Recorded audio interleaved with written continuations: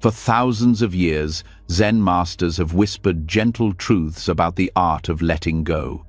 They spoke not of escape or indifference, but of freedom, a quiet kind of peace that comes when we stop holding on so tightly.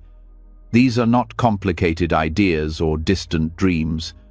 They are simple teachings, meant for hearts that have grown tired of carrying too much. Before we begin, take a moment to notice where you are.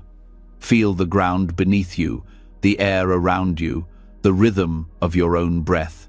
There is no need to rush or to try to understand everything at once. Just allow the words to settle softly within you, like falling leaves finding their place on still water. As we move together through these Zen stories, you may find that peace doesn't need to be chased or earned. It has always been here, waiting quietly beneath your worries, beneath your thoughts, beneath the noise of everyday life. Each story you'll hear tonight is a doorway, opening towards stillness. Some may touch you like a warm breeze, others may linger like the echo of a temple bell. All of them carry the same message.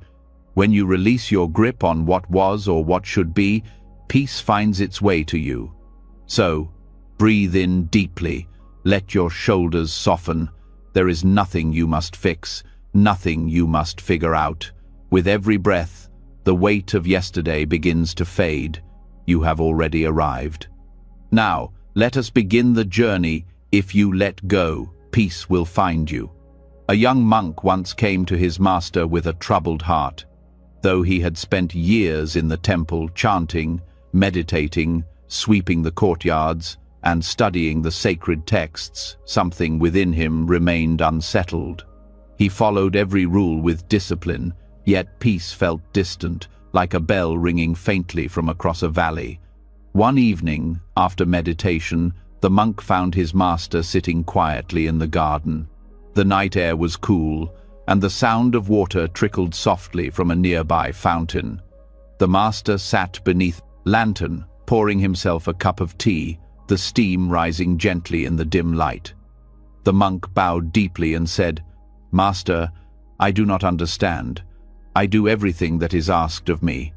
I rise early, I meditate, I serve, I pray, and yet my mind feels restless. My thoughts chase one another even in silence. Why can I not find peace?" The master lifted his eyes, calm and patient. "Sit," he said softly. "Would you like some tea?" "Yes, master," the monk replied. The old man poured tea into a small clay cup. He filled it to the brim, but he did not stop. The tea spilled over the rim, flowing onto the table and down onto the ground. "Master," the young monk cried, "the cup is full, it cannot hold any more." The master set the teapot down, his eyes kind and knowing. "Like this cup," he said, "you are full of yourself, full of your learning, your efforts, your ideas of what peace should be. How can I pour peace into you when there is no room left for it to enter?" The monk stared at the spilled tea, feeling a heat rise in his chest, not anger, but realization. He bowed his head in silence. They sat together for a long while, saying nothing. The sound of crickets filled the garden. Finally, the master spoke again. "You meditate," he said, "but your meditation is crowded. Your thoughts sit with you, shoulder to shoulder, whispering their opinions. You are busy even in stillness. You have made peace into another goal to be reached, another thing to grasp." The monk looked down. "I only wanted to be a good student," he said quietly. "I thought if I practiced harder, I would earn peace." The master smiled gently. "Peace is not earned. It is revealed when you stop filling yourself with what you think it should be. A cup that is full cannot receive, but when it is empty, it can hold the universe." That night, the monk returned to his room and sat in the dark. He listened to his own breath. He noticed how thoughts came and went, some about the past, some about the future, but he did not try to stop them. He simply watched. For the first time, he did not chase after peace. He allowed it to come and go as it pleased. Days passed, and something in him began to shift. When he swept the courtyard, he noticed the sound of the broom, the rhythm of each motion. When he washed his bowl after meals, he felt the water against his skin, cool and clean. When the temple bell rang, he listened not for meaning, but for sound. One morning, the master found him sitting beneath a tree by the pond. His posture was relaxed, his face soft. "You seem different," the master said. The monk smiled faintly. "I no longer fight my thoughts, master. I let them pass, like clouds moving across the sky. I have stopped trying to make peace happen." The master nodded. "Then you have begun to understand. When you stop grasping, life flows naturally. When you stop forcing stillness, the heart becomes still by itself. The mind is like water. When you stop stirring it, it clears." He reached for a cup nearby and poured water from a jug. "Do you see?" he said. "The cup does not beg to be filled. It simply waits, open and ready. It never complains when it is empty, never clings when it is full. You must learn to be like the cup." The monk bowed, understanding a little more. From that day forward, his practice changed. He no longer rushed through rituals or measured his progress. He no longer compared himself to others. He allowed each moment to be enough. When he made mistakes, he bowed to them as teachers. When he succeeded, he let the joy pass through him like wind through bamboo. Weeks later, as the two of them walked through the temple garden, the master stopped near a tea plant heavy with leaves. He touched one gently and said, "Each leaf grows because it lets the sunlight in. If it tried to hold the light, it would wither. Letting go is the same. To receive life, you must stop holding it so tightly." That evening, the young monk joined the others in the tea house. The air smelled faintly of roasted leaves and wood smoke. He poured tea for the master and for himself. He stopped before the cup was full. The master smiled. "Ah," he said, "you've learned not to overflow." The monk bowed. "I learned that emptiness is not nothing, master. It is space for everything." The master laughed softly. "Yes, when the cup is empty, it waits without worry. When it is filled, it gives without effort. When it is spilled, it accepts without complaint. That is the way of peace." Years passed, and the monk grew older. He too became a teacher. One day, a traveler came to his temple seeking guidance. "Master," the traveler said, "I have studied many books, prayed to many gods, and worked hard to find peace, but I cannot grasp it. My mind is always racing." The monk poured him tea. The traveler watched as the cup filled, then overflowed. "Stop!" the traveler shouted. "You're wasting the tea." The old monk smiled kindly. "And you," he said, "are wasting your heart. You try to hold too much. You have filled yourself with knowledge, worry, and desire. You must first empty your cup." The traveler frowned. "But how does one empty the heart?" the monk replied. "By noticing what fills it, by seeing each thought for what it is, and letting it pass, by allowing life to flow through you without trying to control it. The heart empties when it stops clinging." That night, the traveler stayed at the temple. For the first time in years, he slept soundly. When he awoke before dawn, he heard the temple bell echo through the hills. It was the same sound it had always been, yet he felt it differently, as if it was ringing inside him, not around him. He thanked the monk before leaving. "Master," he said, "I think I understand. Peace was never gone. It was only hidden beneath all that I refused to let go." The monk smiled. "Yes, peace is what remains when the noise leaves." Long after the traveler was gone, the monk continued to pour tea each morning. Sometimes he drank it alone, sometimes with students. The ritual was always the same, simple, quiet, complete. Every drop a reminder. Nothing needs to be added, nothing needs to be taken away. The story of the overflowing cup became one of his favorite lessons. He would tell it to anyone who came burdened by worry or pride. Some laughed, Some cried, but all understood. He would say, "We spend our lives filling ourselves, our minds with thoughts, our hearts with longing, our days with endless doing. But fullness is not peace. A crowded heart cannot breathe. When you empty yourself, even for a moment, you return to what you truly are, open, spacious, alive." And when someone asked, "But what if emptiness feels lonely?" he would smile and answer, "That is because you have not yet looked deeply. True emptiness is not absence, it is presence. It is the sky that holds every cloud, the silence that holds every sound."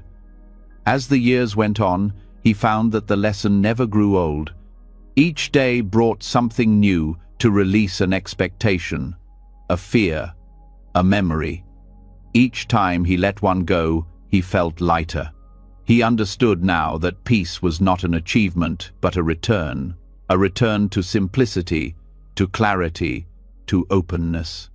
When the evening bells rang, he often walked alone to the garden where he had once sat with his master.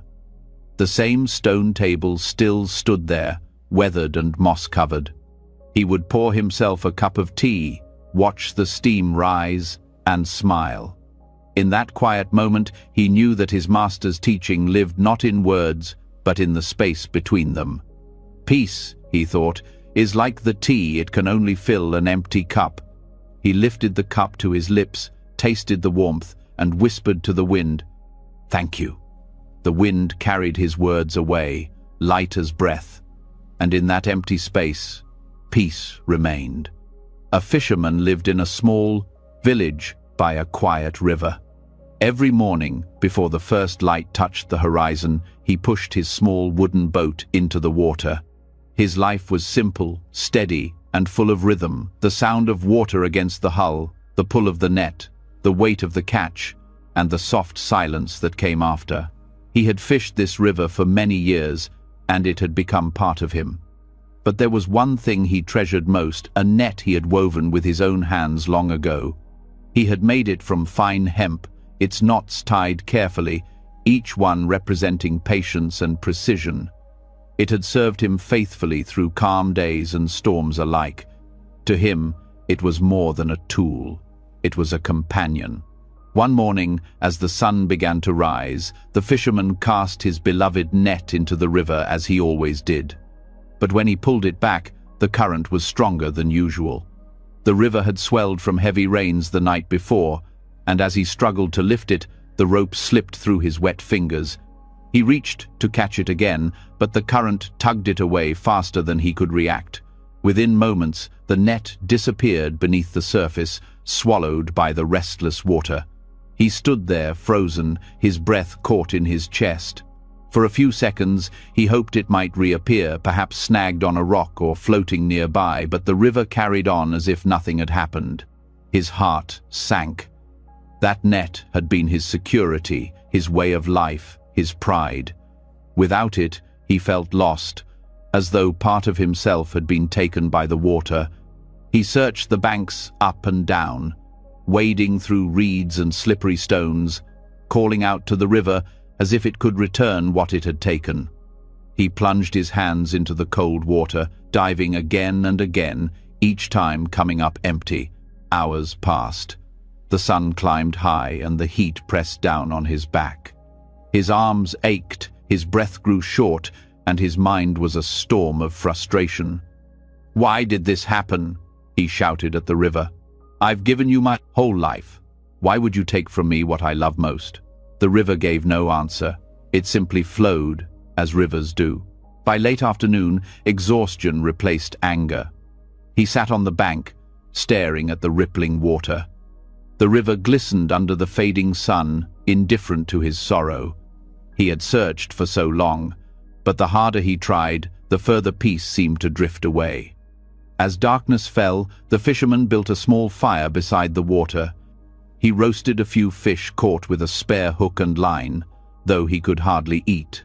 His thoughts swirled like the current itself, memories of when he first made the net, the satisfaction of each good catch, the simple joy of casting it into the morning mist. All gone now, he thought bitterly. When the fire burned low, he felt the weariness of the day settle into his bones. The river, once roaring, was calm again under the night sky. The moon rose, silver and full, laying a long ribbon of light across the water. The fisherman, too tired to move, simply sat and watched. Something inside him began to soften. For the first time that day, he stopped thinking about what he had lost. He stopped struggling against what had already happened. The river whispered softly in the night, and he listened.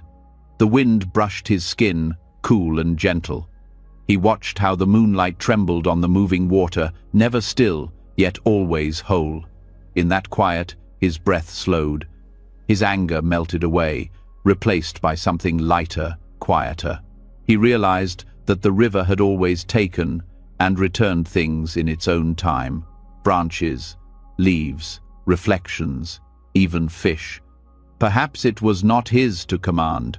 Perhaps his net was never truly lost, only moving where it needed to go. Time slipped by unnoticed.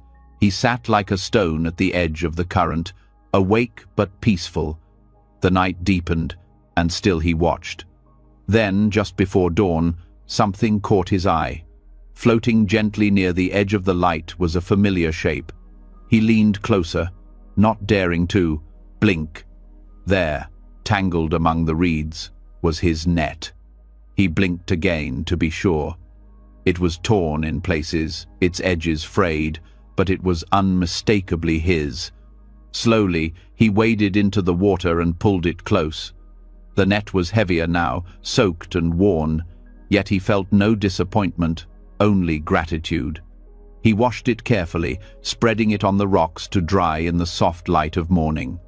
The fisherman sat beside it for a long time, staring at the net, then at the river. He realized that the river had not taken his net away as punishment, nor returned it as a reward. It had simply moved in its natural way. The loss and the return were part of the same rhythm. He smiled quietly, understanding something he had never seen before. Peace, he thought, comes like this only when we stop chasing it. In the days that followed, the fisherman's life returned to its rhythm, but something in him had changed. He no longer rose each morning with anxious energy or fear of losing what he loved. When he cast his net, he did it with ease, without attachment to what might come. Some days the catch was generous, other days meager, but he accepted both as part of the flow. He began to see the river differently. Before, it had been something to work against, a force to control, to conquer, to extract from. Now, he saw it as a companion, always changing, always alive. When storms came and the water rose, he no longer cursed it, he waited. When the current grew calm, he moved with it. One evening, a young man from the village came to him, carrying a newly made net. "Teach me to fish," the boy said eagerly. The fisherman smiled and agreed. Together they rowed out to the middle of the river. The boy was impatient, casting and pulling the net too quickly, frowning each time he caught nothing. The fisherman watched quietly for a while before saying, "You are like I once was, always searching, never seeing." The boy looked puzzled. "What do you mean?" "You cast the net again, and again," the fisherman said. "But your mind is not in the river. It is already thinking of what you might catch, or whether you will fail. When you chase the fish, they scatter. But when you become still, they come to you." The boy frowned. "But how can I be still and still catch fish?" The fisherman laughed softly. "Stillness is not about doing nothing. It is about not fighting what is. When you drop your net with a calm heart, the river helps you. When you throw it in anger, the river resists you." The boy listened, though he did not yet understand. As the sun set, they sat in silence, watching the light fade from gold to grey. The river shimmered under the first stars, and the fisherman thought of that night when he had lost his net. He felt a deep peace, knowing that even loss had its purpose. When they returned to the shore, the boy asked, "Do you ever worry that you'll lose your net again?" The fisherman shook his head. "If it goes, it goes. The river gives, and the river takes. I no longer hold it too tightly. It is enough to cast it with gratitude and to trust what comes back. That night, the fisherman slept deeply. His dreams were filled with flowing water, endless and calm. Years passed, and the fisherman grew old. His hair turned white, and his hands became lined from years of labor. Yet his eyes remained bright and clear, like the surface of the river on a still morning. One autumn evening, when the air was cool and the leaves began to fall, a traveler stopped by his small hut. The traveler was weary and troubled. "Old man," he said, "I have been searching all my life for peace, for success, for happiness. I chase one thing after another, but I never find what I'm looking for. My heart is as restless as the wind. Can you tell me how to find peace?" The fisherman poured him a cup of tea and smiled. "You remind me of myself long ago. Sit with me and I'll tell you a story." He told the traveler about the day he lost his net, the searching, the exhaustion, the anger, the moment he finally sat down and stopped fighting. He spoke of the moonlight on the river and how peace came not when he found the net, but when he stopped needing to. The traveler listened silently, his eyes fixed on the flames of the small fire. When the story ended, he said softly, "So the river gave it back to you when you stopped searching?" The fisherman shook his head. "No, the river did nothing different. I changed.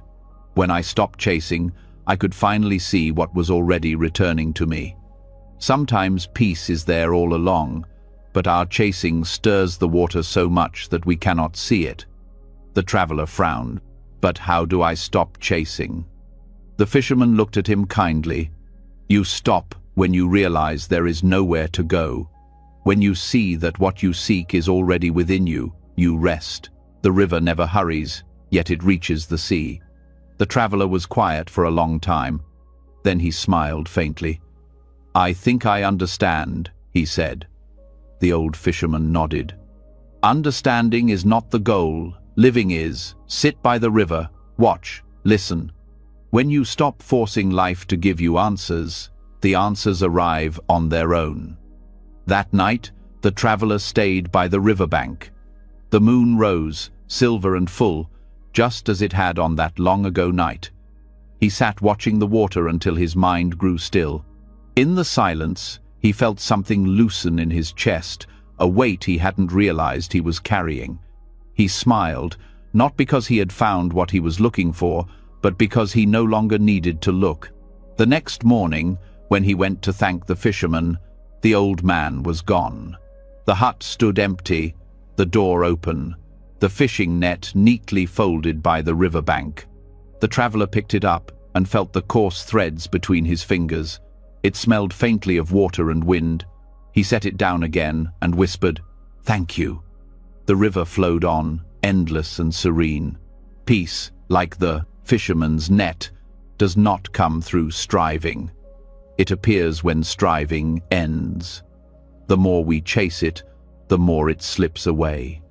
But when we sit still, when we allow the river of life to flow as it will, peace drifts quietly back to us, gentle as moonlight on moving water. And in that moment, we see the truth that Zen masters have known for centuries. What we lose is never truly gone.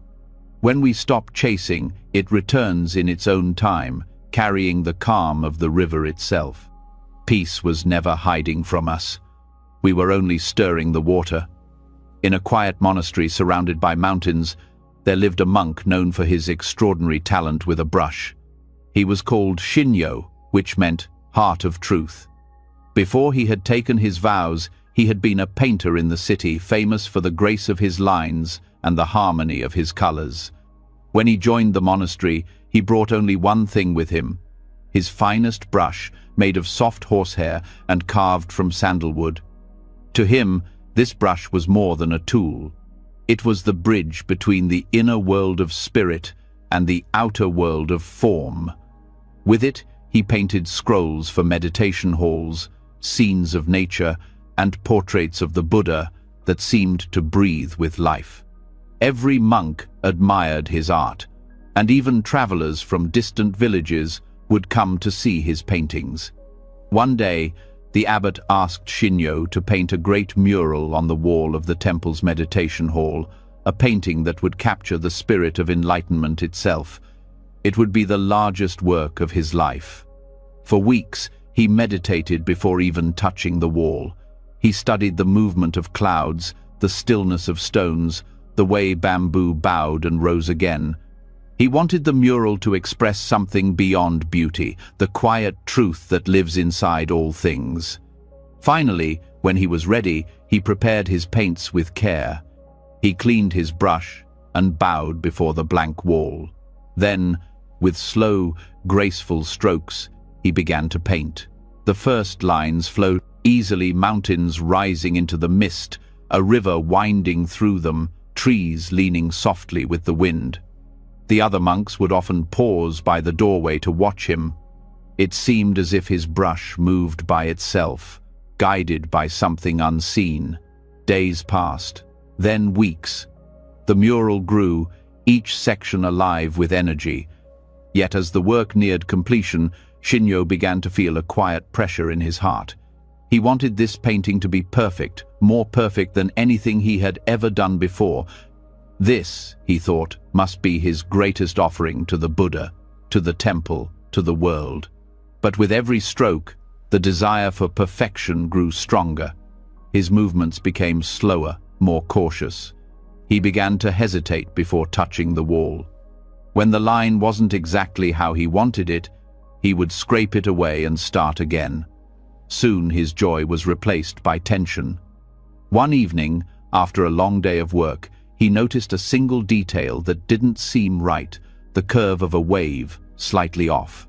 He leaned closer, adjusted his brush, and pressed harder to correct it. Suddenly, with a sharp sound, the handle of the brush snapped in two. He froze. The bristles hung limp, half of the handle still in his hand.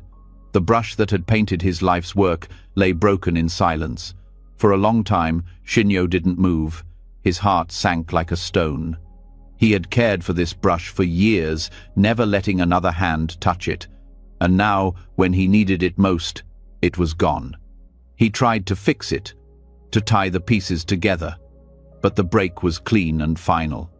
He sat down on the floor, his hands trembling. The mural stood unfinished before him, half a mountain still blank, the final lines incomplete. As the evening bell rang, he felt tears rising in his eyes. All his years of skill, all his devotion, all his planning wasted.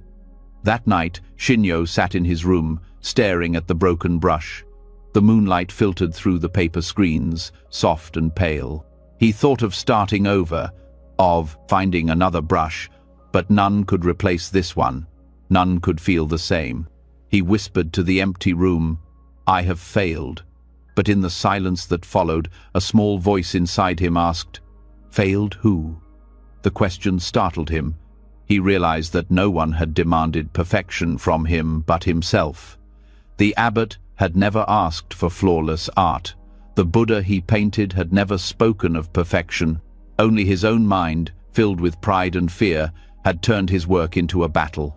He thought of the countless hours he had spent trying to control each line, each color, and how, in that control, he had lost the freedom he once felt when painting. The joy had gone, replaced by striving. He looked again at the broken brush. It lay there quietly, as if waiting for him to understand something deeper. In the morning, he went to the river behind the temple. The dawn air was cold and fresh. He sat by the bank, watching the current carry leaves downstream. The river moved effortlessly, never perfect, never wrong.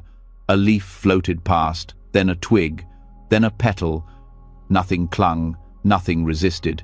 He picked up a small twig from the ground, thin and rough. Turning it in his hand, he noticed how uneven it was, how far it was from the smooth balance of his old brush. Yet it felt alive. He returned to the meditation hall. The half-finished mural waited, silent. He dipped the twig into the ink and touched it to the wall. The line it made was jagged, unpredictable. It bled unevenly into the plaster. At first, he frowned. Then he breathed and continued. The twig moved freely, not as precise as his brush, but natural, wild, imperfect, human. The river became more alive, the mountains more real. The forms no longer looked controlled. They breathed, they moved, they spoke. Hours passed. When he finally stepped back, the mural was complete. It wasn't what he had imagined, it was something else entirely. The lines were rough in places, the shading uneven. But it felt alive, as if the wall itself were breathing. When the abbot came to see it, he stood quietly for a long time. Then he said, "It feels as if the wind itself painted this." Shinyo bowed low. "I broke my brush," he said. "I had to finish it with a twig." The abbot smiled. Then the twig knew what the brush did not. That night, the painter sat again by the river, feeling lighter than he had in years. He realized that the mural's beauty came not from perfection but from surrender. The broken brush had freed him from himself. For many days afterward, monks from nearby temples came to see the painting. Some praised its simplicity, others its power. But Shinyo only smiled. He knew the true masterpiece wasn't on the wall, it was the stillness that had returned to his heart. Years later, when students asked him about the mural, he would tell them, "The day I broke my brush was the day my art began to breathe." He explained that perfection, like a chain, binds the spirit. When we strive too hard to make things flawless, we close the door to life's natural rhythm. Perfection, he would say, is a prison built from the fear of being wrong. But life itself is not afraid of imperfection. It moves, it changes, it cracks, it grows. He often told a story to his younger students. Once, he said, a flower tried to bloom perfectly. It waited for the right sunlight, the right wind, the right rain. It waited so long that the season passed, and it never bloomed at all. Meanwhile, the other flowers opened imperfectly, petals bent, colors uneven, yet they filled the garden with beauty. The flower that waited remained pure, but it was never alive. As the years went by, Shinyo painted less. He spent more time teaching and tending the gardens. But every now and then, he would pick up a stick, dip it into ink, and paint on scraps of paper or stones.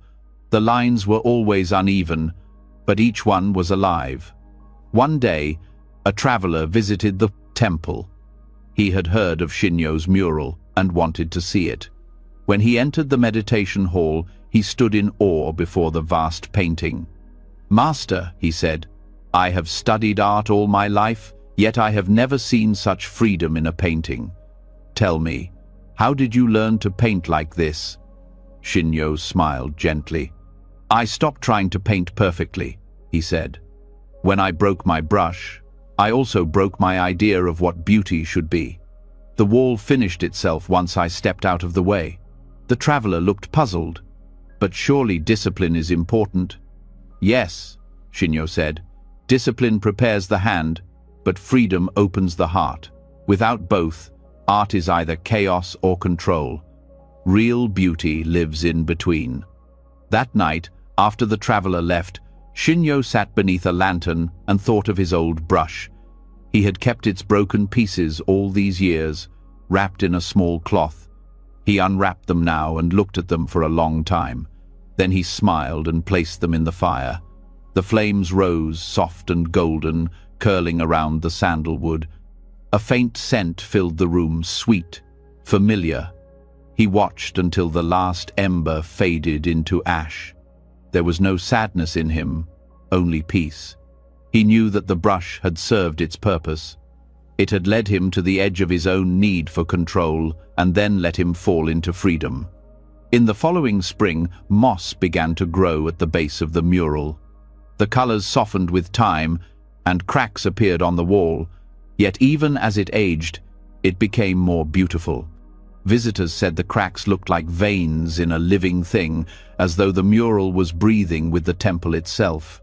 When a young monk worried aloud about the fading paint, Shinyo said, "Let it fade. Beauty is not meant to last forever. The moment it fades, it teaches us what never fades." He lived many more years, quietly and content. When he grew too old to paint, he would still sit by the river, watching how water shaped the stones over time. He saw how the edges that once seemed broken became smooth and shining.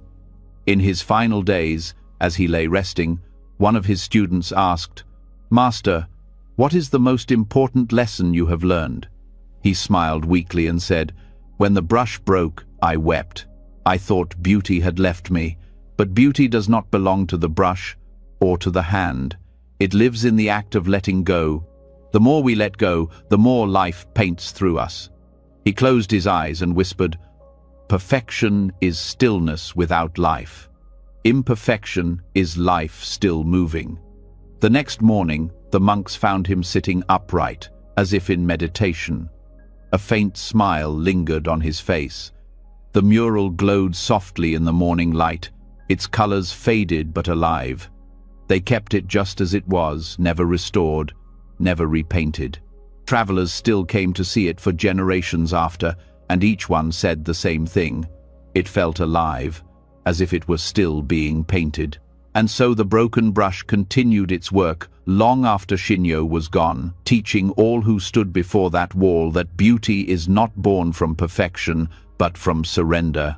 When we stop forcing the world to meet our image of it, when we stop demanding that life unfold flawlessly, we discover a deeper kind of harmony, one that breathes, one that forgives, one that lives.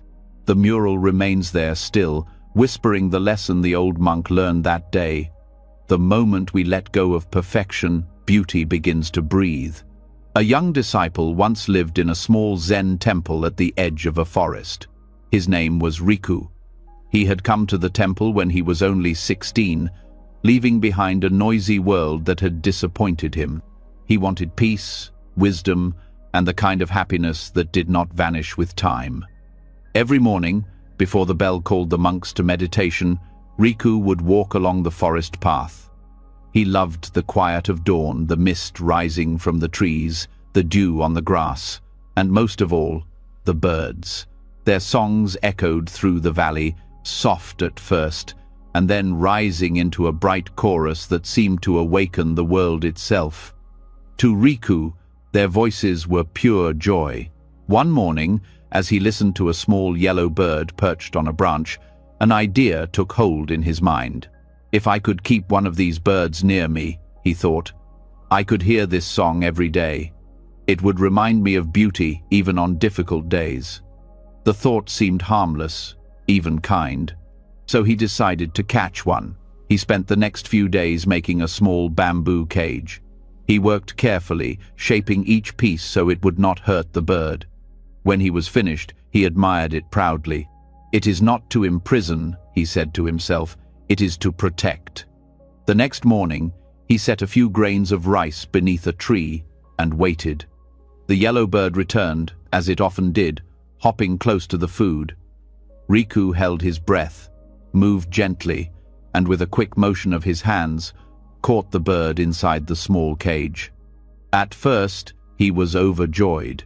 He spoke softly to the little creature, offering water and more rice. "Now you can rest," he said. "You will never be cold or hungry again." The bird fluttered its wings, uncertain, then grew still. That night, Riku placed the cage beside his sleeping mat. He listened for the bird's song, but it made no sound. "It must be tired," he thought. "Tomorrow it will sing." But morning came, and still the bird was silent. The forest outside was filled with music, but inside the small cage there was only stillness. Riku frowned and said, "Perhaps it needs time to get used to me." He tried to speak gently to it, to comfort it, but the bird only looked back at him with dark, unblinking eyes. Days passed, and the bird remained quiet. Riku began to worry. He gave it fresh water and food, moved its cage into sunlight, then into shade, hoping something would help. But nothing changed. The bird's wings drooped, and it began to move less and less, Riku's joy turned into confusion, then into sadness. Why won't it sing? He asked himself. I care for it. I keep it safe. I give it everything it needs. One evening, the master of the temple noticed the young disciple sitting outside, staring at the cage beside him. The master was old, his face lined like the bark of an ancient tree, but his eyes were warm and sharp. What troubles you, Riku? He asked. Riku bowed. Master, I caught this bird because I loved its song. I built it a home, fed it, kept it warm, but since I caught it, it has not sung a single note. I do not understand. Shouldn't kindness make it happy? The master looked at the small bird in the cage. It sat motionless, silent. Then he said, When you hear the bird sing, what do you think it is singing for? Riku thought for a moment. Perhaps for joy, or for the morning light. The master nodded. Yes, but mostly it sings because it is free. It sings because it is alive, not because someone listens. You did not want to hear the bird, you wanted to own its song. But no one can own a song, Riku. The moment you tried to keep it, the song died. Riku lowered his head. I only wanted to keep the beauty close. The master smiled gently.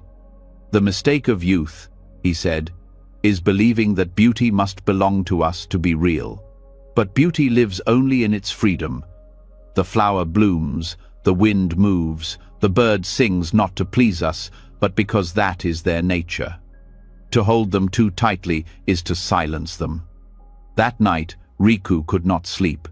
He sat watching the cage by candlelight. The bird looked smaller now, as if the walls around it had stolen its strength. He felt a weight in his chest, the weight of regret. Before dawn, he opened the cage.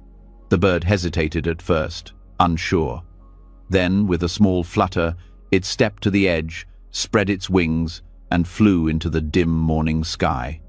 For a moment, it was only a shadow against the grey light then. Faintly, he heard it sing. It was a short song, but it was clear, wild, and alive. Riku closed his eyes. The sound filled him in a way silence never could. When the master found him later that morning, Riku was still sitting by the open cage. You look lighter today, the master said. Riku nodded. The bird sang again. Of course, said the master. True joy sings only in freedom. He gestured toward the trees. Do you hear? The forest sings without walls. It needs no cage. Peace is like that too. It comes only when the mind is open. Riku bowed deeply. He understood that moment more clearly than any lesson he had studied. The cage had not only trapped the bird, it had trapped his heart as well. In the days that followed, Riku continued his walks through the forest. The birds still sang, and though none of them were his, their songs filled him with the same joy.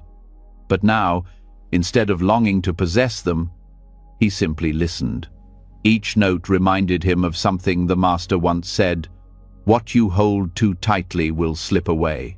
What you honor in freedom will stay with you forever. Years passed, and Riku grew into a wise teacher himself. Many students came to him with questions about love, attachment, and loss. He would tell them the story of the bird and the cage. One day, a student asked, Master Riku, how do we love without trying to keep what we love close? He smiled. Love that clings is born from fear, he said. Fear that we might lose what we think we need. But when love is free, it has no fear. It does not grasp. It does not demand. It simply allows the other to be what they are. The student frowned. But isn't it natural to want those we love to stay with us? Yes, Riku replied. But it is also natural for rivers to flow, for clouds to drift, for birds to fly. The world moves, and so must love. When we try to stop it from moving, we suffer. Letting go does not mean not caring. It means caring so deeply that we allow life to move in its own way. The student was quiet for a moment. And if they never come back? Riku smiled. Then their song becomes part of the wind. You may not see them again, but their spirit remains with you, everywhere you go. That evening, as the sun set, Riku walked once more along the forest path. The air was filled with the sound of birds. He felt the same joy he had felt long ago, but now it was mixed with understanding. He no longer saw beauty as something fragile to be held, but as something eternal, present in every moment we release control. He thought of the bird that had once sat silent in the cage, and how it had sung again only when freed. He realized that people, too, are often like that bird. When confined by their fears, expectations, or the judgments of others, their true voice grows quiet.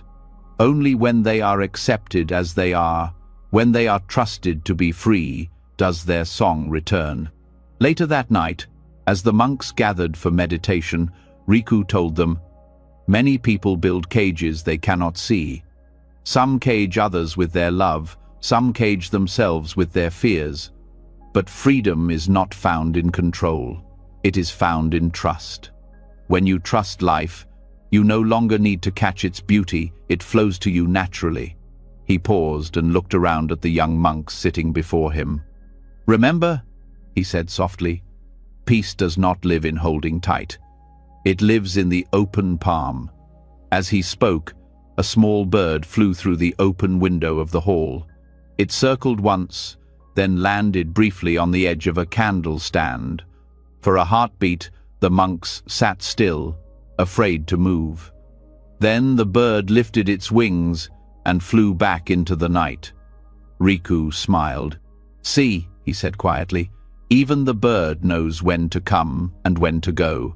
It is not ours to keep, but its visit leaves the room brighter." The monks watched the moonlight streaming through the window. None spoke. The silence was full, peaceful, alive. Years later, after Riku had grown old, travelers who visited his temple would often notice a small, empty cage hanging by the window. It was polished and well kept, but there was no bird inside. When asked about it, Riku would simply smile and say, "It reminds me that love is not about possession. The cage stays empty so the sky can stay full." When he passed away, the monks decided to leave the cage where it was. Over time, ivy began to grow around it, and wild birds often perched upon it, singing freely before flying off again. Visitors would sometimes pause before the window and listen. If the wind was right, they could hear the faint rustle of wings and the echo of a distant song. And those who listened carefully understood what Riku had learned long ago, that joy cannot live behind bars and beauty cannot belong to us. The song we try to hold will fade, but the song we let fly will fill the world forever. True joy, as the Master once said, sings only in freedom. And when we free what we love, people, moments, memories, even our own hearts, we hear that song again. Not from the cage, but from the open sky. High above the earth, in a sky soft and endless, a single raindrop clung to the edge of a cloud. Around it, thousands of other drops shimmered in the pale light, gliding freely within the mist. But this one was afraid. It looked down at the world far below the mountains, rivers and valleys, and trembled. "What lies beneath?" it whispered. "The earth," said an older drop nearby, smiling gently. "The great ocean waits for us." The little raindrop shivered. "It looks so far. What if I fall and disappear?" The older drop laughed softly. "You will not disappear, you will return." But the little one did not understand. For many days the cloud drifted gently over the world. The wind carried it through sun and shadow, over forests and seas. Each time thunder rumbled, and the other drops leapt joyfully into the open air. The little raindrop stayed behind, clinging tightly to the soft edge of vapor. "I will stay here where it is safe," it said to itself. "If I fall, I will lose everything I am." Yet as time passed, the cloud grew heavy. The weight of countless drops waiting to be born pressed down. Lightning flashed, Thunder rolled. The little drop felt the pull stronger than ever before. The sky began to open. "I can't," it cried. "I'm not ready." But the cloud only smiled in silence, as if it knew something the little raindrop did not. The wind grew wild. The raindrop trembled, holding on with all its might. It thought of the long journey it had taken to form, from vapor rising in the warmth of the sun, gathering with others to make this cloud. It thought of how comfortable it felt here, surrounded by soft mist, untouched by the ground below. Yet deep inside, it also felt something else, a quiet ache, a longing for something it couldn't name. Then, with a sudden gust, its grip loosened. The little raindrop fell. For a heartbeat, fear filled it completely. The world rushed upward. The air howled around it, and everything it had known, the comfort of the cloud, the nearness of its companions, vanished. This is the end, it thought. But as it fell, something changed. The drop began to feel the wind, not as an enemy, but as a friend. It lifted and cradled the drop, carrying it with grace. The fear that had filled it slowly gave way to wonder. The sky was no longer something to be clung to, but something to move through. And then, in one quiet moment, the raindrop touched the surface of the ocean. There was no crash, no sound of breaking, only joining. The raindrop disappeared, and yet it did not. It became part of something vast, beyond imagination. It moved with waves that stretched farther than sight. It danced with the currents and reflected the light of the Sunday. For the first time, it felt no boundaries. It was still the drop, and yet it was everything. Time passed in stillness. The ocean breathed in tides, rising and falling with the moon. The drop floated freely, at peace. Then one day, warmth began to lift it once more. The sun drew it upward, turning it into mist, light as air. It rose again toward the sky, joining other drops to form another cloud. And when it reached the heights once more, it remembered the fear it had once felt. It smiled softly. It had never fallen, it had only changed form. One afternoon, as the new cloud drifted above the mountains, the same raindrop, now part of mist, watched another drop forming nearby. The new drop was young and trembling. "I don't want to fall," it whispered. "What if I'm lost forever?" The old drop, remembering, replied, "You won't be lost. You will return home." But still, the little one clung to the edge. So the old drop said, "When you fall, don't think of it as losing your place. Think of it as finding your path. You are not meant to stay here. You are meant to flow." The young drop looked uncertain. "But what if I stop being me?" The old drop answered. "You are not what you think you are. You are not the shape you take. You are the water itself, and water never truly ends." Down below, a monk was sitting by the sea, watching the waves roll in and out. He had been meditating there since morning, observing the rhythm of the tide. Each wave rose, shone for a moment, and fell again into the vastness. He thought of his own life, the years that had risen and fallen, the people he had met, the things he had lost. He smiled softly, for he saw in the sea a mirror of himself. When his young student approached him, the monk said, "Sit and look at the waves." The student obeyed. "Master," he said, "why do we meditate by the sea?" The monk gestured toward the horizon. "Because the sea never resists the waves. It allows them to come and go, and yet it remains. When you understand that you are the sea, not the wave, fear ends." The student frowned. "But I feel small. I am not the sea." The monk smiled. That is what the raindrop once thought. He told the student the story of the drop who feared falling from the cloud, how it clung and trembled, how it finally fell, and how it discovered that what it had feared most was the very thing that returned it to its true home. The student listened quietly, then asked, "So the fall was not the end?" "No," said the monk. "It was the beginning of understanding." The student gazed out at the waves. "Master, are we also raindrops?" The monk nodded. "Each of us begins high in the sky of our own ideas. We cling to our clouds, to our names, our bodies, our possessions, our stories. We fear losing them. But when life pulls us down, when we can no longer hold on, we discover something greater waiting to receive us." The boy thought for a long moment. "And when we let go, then we do not fall," said the master. "We merge with something vast." That evening the sun melted into the sea, and the sky turned the color of gold and wine.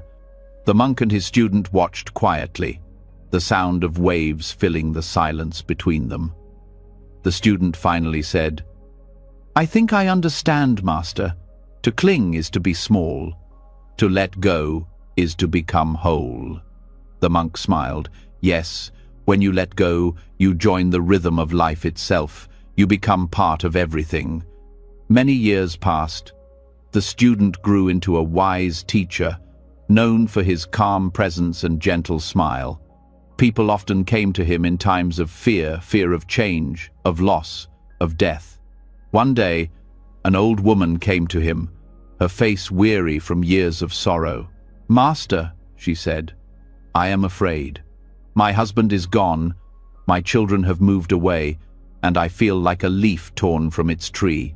I have nothing left to hold on to." The master listened carefully. Then he said, "Do you remember the story of the raindrop?" The woman nodded faintly. "Yes.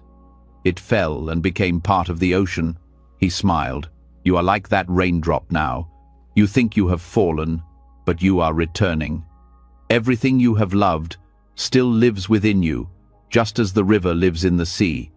Nothing truly ends, it only changes form." Tears filled her eyes. "But it hurts to let go." "Yes," the master said softly, "because you still believe you are the drop. Once you know you are the ocean, there is no more fear." She closed her eyes and breathed deeply.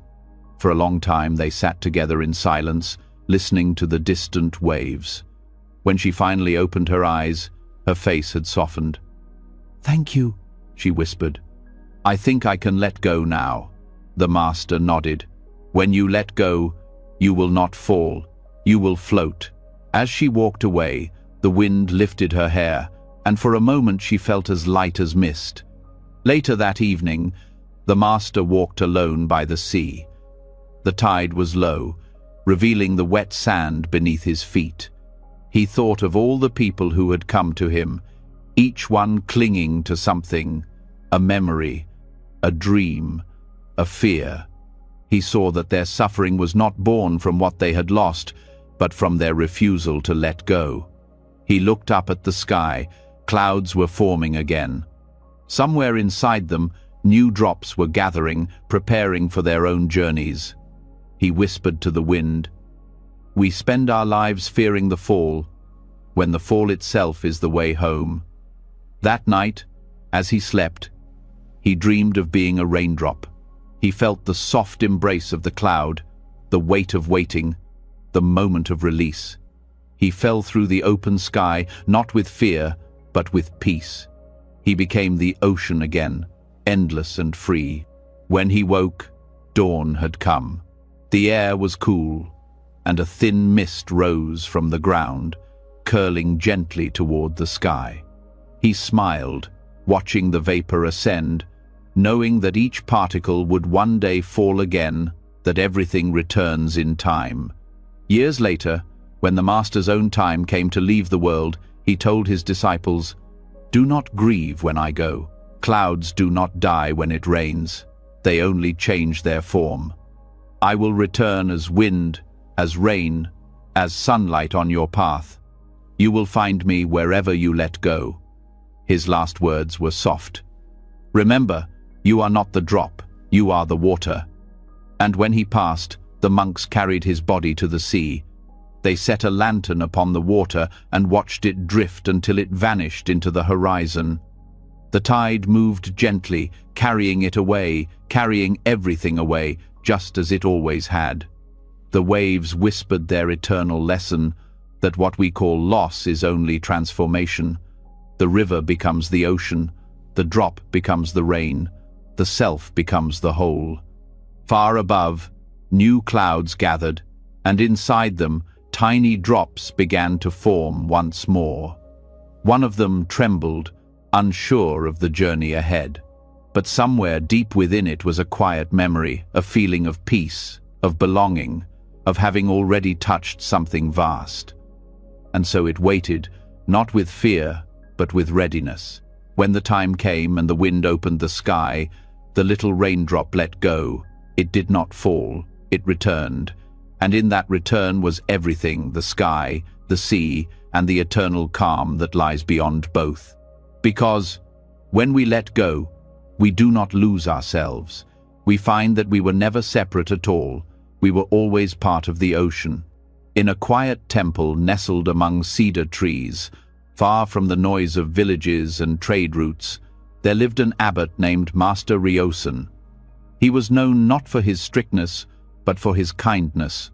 His wisdom was simple, quiet, and direct, like water finding its own path around stones. Under his care lived many monks, young and old, diligent and distracted, calm and restless. Among them was a novice named Jiro, a gentle-hearted but clumsy young man. He had come to the temple seeking peace, yet often found himself in trouble for small accidents. He spilled water during chores, forgot prayers, and once even knocked over an inkstone during morning study. But Master Ryosen never scolded him. Instead, he would smile softly and say, "When the cup tips, tea learns to flow." The other monks didn't always understand their master's patience. They whispered that the abbot favored Jiro. But the truth was simpler. Ryosen saw something in the boy, a sincere heart trying its best to awaken. In the abbot's quarters stood a porcelain bowl unlike any other in the temple. It was pale blue, its surface etched with a delicate pattern of cranes. The bowl had been a gift from the abbot's own teacher many decades ago, passed down through generations of masters. It was used only during morning tea. Every monk respected it deeply. None dared to touch it except the abbot himself. One morning, Master Ryosen called for Jiro. "Today," he said, "you will bring my bowl for tea."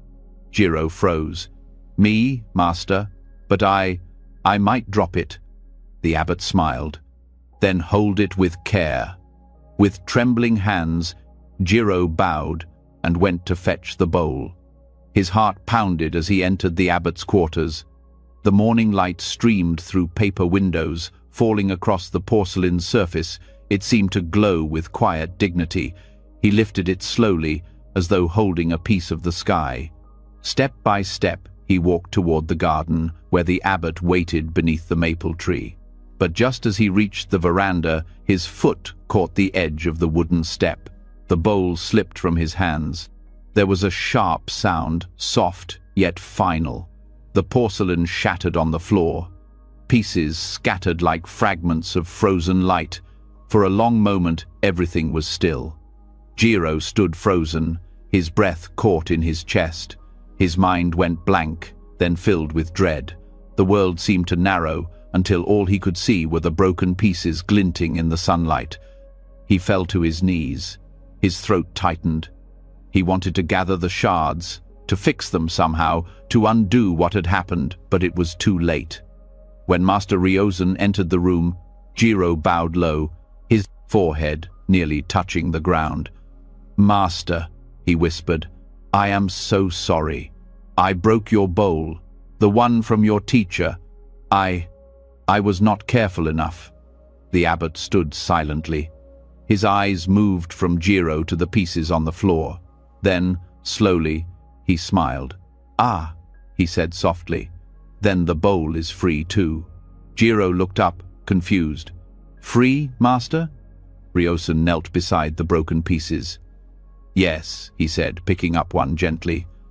"For many years this bowl has been bound by our care, by our fear of losing it. Every monk looked upon it with reverence, but also with tension. They thought, it must not break." He placed the shard back down and continued, "Now it has fulfilled its purpose. It has lived its life as a bowl, and now it is free to be something else. Why should we mourn that?" Jiro's eyes filled with tears. "But it was precious to you." The master nodded. "Yes, it was. But not because of what it was made of. It reminded me of my teacher, of lessons learned long ago. Yet my teacher is not in this bowl. He is here." He touched his chest. "And here." He gestured to the air. The bowl was only ever a vessel. It carried tea, and it carried memory. Now it carries a lesson. He looked at Jiro kindly. "And perhaps it carried you, too." The young monk bowed deeply. "I don't deserve your kindness, master." Ryosen smiled. "You didn't break the bowl out of carelessness. You broke it by living. Everything that lives breaks one day. What matters is not the breaking, it is what remains open afterward." That night, the temple was quiet. The moonlight spilled through the windows like water. Jiro could not sleep. He kept seeing the bowl fall, hearing the sound of its breaking. But the more he replayed it, the more he remembered his master's face, calm, gentle, untroubled. The next morning, as he swept the garden, he found Master Ryosen kneeling near the bamboo fence, gathering small fragments of the broken bowl from the dirt. "Master," Jiro said softly, "shouldn't we throw them away?" The abbot shook his head. "We will return them to the earth. Everything comes from dust and returns to dust, even porcelain." He dug a small hollow in the soil, placed the pieces inside, and covered them gently with sand. "The bowl will rest here," he said. "One day, rain will wash over it, the sun will warm it, and the earth will carry it onward." Jiro watched, feeling a deep peace settle in his chest. "Master," he asked after a long silence, "were you not attached to it at all?" Ryosen looked up, smiling faintly. "Attachment is like holding water in your hands. The tighter you grip, the less you keep. When you open your palm, the water rests there quietly." He paused, brushing the soil from his fingers. "When we are attached to things, they own us. We fear their loss so much that we stop living. But when we release that fear, everything becomes a gift. Each moment, each breath, even the sound of something breaking." Jiro nodded slowly. For the first time, he understood what his master had been teaching all along. Days turned into weeks. The monks continued their routines: meditation at dawn, chores at noon, chanting at dusk. But Jiro's heart had changed.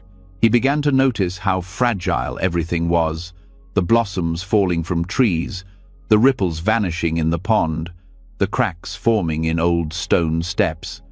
Yet instead of sadness, he felt tenderness. One evening, as the monks ate supper, the abbot lifted his simple wooden bowl and said, "When we eat, we often think only of filling ourselves.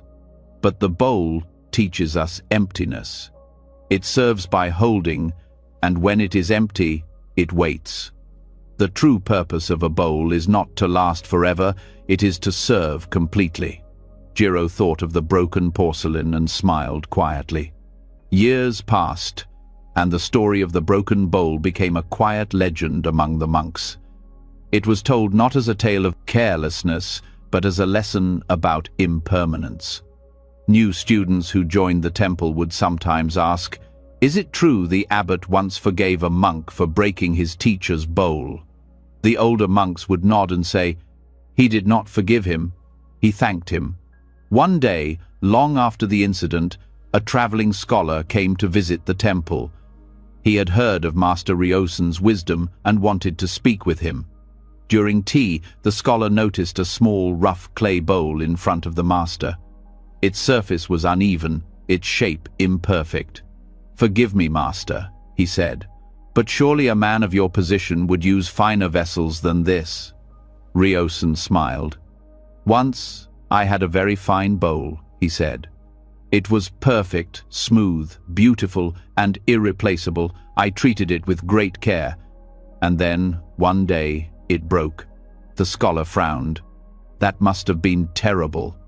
"Not terrible," said the abbot. "Liberating."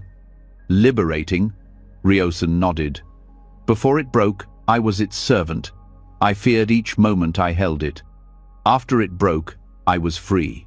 Now, I drink from this humble clay bowl, and every sip tastes the same as before. The tea has not changed, only my mind. The scholar bowed deeply. I understand, Master. Attachment is the true burden. Ryosen smiled again. Yes, we think attachment gives meaning, but it gives fear. When you let go, everything remains meaningful without needing to stay. When the scholar left, Jiro approached his master and said, I think I finally see the truth of your bowl. When it broke, it did not lose its value. It taught us what cannot be broken. Ryosen looked at him warmly. Exactly. The bowl's beauty was never in its perfection, but in its purpose. It held tea. It brought people together. And even in its breaking, it continued to teach. That is true perfection, something that never stops giving, even after it changes form. As the years passed, the abbot grew older. His hair turned white, his movements slower, but his eyes remained clear and bright. One winter, he fell ill and took to his bed. The monks cared for him with quiet devotion. One morning, as the snow fell softly outside, Jiro, now the senior monk, sat beside his teacher's bed. Master, he said softly, you once told me that everything breaks in its time. I'm afraid that your time is near. Ryosen smiled faintly. Yes, Jiro. The body too is a bowl. It carries the spirit for a while, then it cracks, and the spirit is poured back into the great ocean. Tears filled Jiro's eyes. How do I live without you?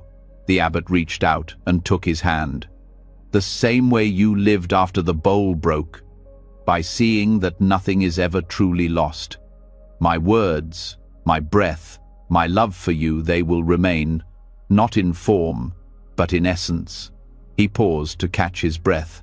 Remember, attachment breaks before things do. When you cling to what must pass, you suffer twice, once in fear and once in loss. But when you let go, even endings become gentle. Jiro bowed his head. Then your bowl was the first teaching. And this, he said through quiet tears, is the last. The abbot smiled. There are no first or last teachings. There is only one truth: everything changes, and that is why it is beautiful. That evening, as the snow deepened, Master Ryosen passed away peacefully. The temple bell rang once, echoing through the mountains. In spring, when the earth thawed, Jiro walked to the garden where they had buried the fragments of the broken bowl. Tiny shoots of grass had grown there, bright and green. He knelt and placed his hand on the soil. He whispered, Master, the bowl has returned to the earth, and so have you. He looked up at the sky, where clouds drifted slowly across the morning Sunday. A deep calm filled him. Years later, when Jiro became abbot himself, he used the same rough clay bowl his master once drank from. Every morning, as he poured tea, he would smile and say to the monks, This bowl will break one day. When it does, do not mourn it. Thank it for its service, and let it go. In its breaking, it will teach you freedom. And so the lesson of the bowl lived on, passed from teacher to student, not through porcelain, but through understanding. In the end, all things bowl, body, memory, are temporary vessels. But what they carry, when held with care and released without fear, becomes eternal. The true master's bowl is not made of porcelain or clay. It is made of awareness, unbreakable, ever-present, free. And when we finally learn to hold without clinging and release without regret, we discover the same truth Master Ryosen saw in that shattered porcelain. Nothing is truly lost, only returned. In a mountain temple far from towns and roads, there lived an old monk named Kenji. He was known throughout the valley not for his sermons or writings, but for the way he walked. He walked slowly, lightly, as though the earth itself welcomed each step. For many years, Kenji had worn the same pair of sandals, simple ones made of woven straw. They had carried him over stone paths, forest trails, and temple floors, polished smooth by time. Every morning, before sunrise, he would slip them on and walk through the misty courtyard to ring the bell that called the other monks to meditation. The sandals were worn and frayed, their edges unraveling, but he treated them with quiet care, never complaining about their age. The younger monks often teased him gently. "Master," they would say, "surely you deserve new sandals. These look ready to fall apart." Kenji would smile and shake his head. "They still remember the shape of my feet," he would reply. "We have walked many miles together. They will tell me when they are ready to rest." And so, season after season, he wore them through winter's frost, through the first blossoms of spring, through the long rains of summer, and through the soft gold of autumn leaves. Each step became a prayer, each journey, a quiet conversation between the monk and the path beneath him. One crisp morning, Kenji set out before dawn to visit a neighboring temple across the valley. The air was cool and clear, and the moon still hung low in the sky. He walked slowly, as he always did, breathing in rhythm with the sound of his footsteps. Halfway through his journey, the straps of his sandals gave way. The straw had finally thinned beyond repair. One broke completely, and then the other followed. Kenji stood still on the dirt path, feeling the cool earth against his bare feet. He looked down at the sandals lying before him. For a long while, he said nothing.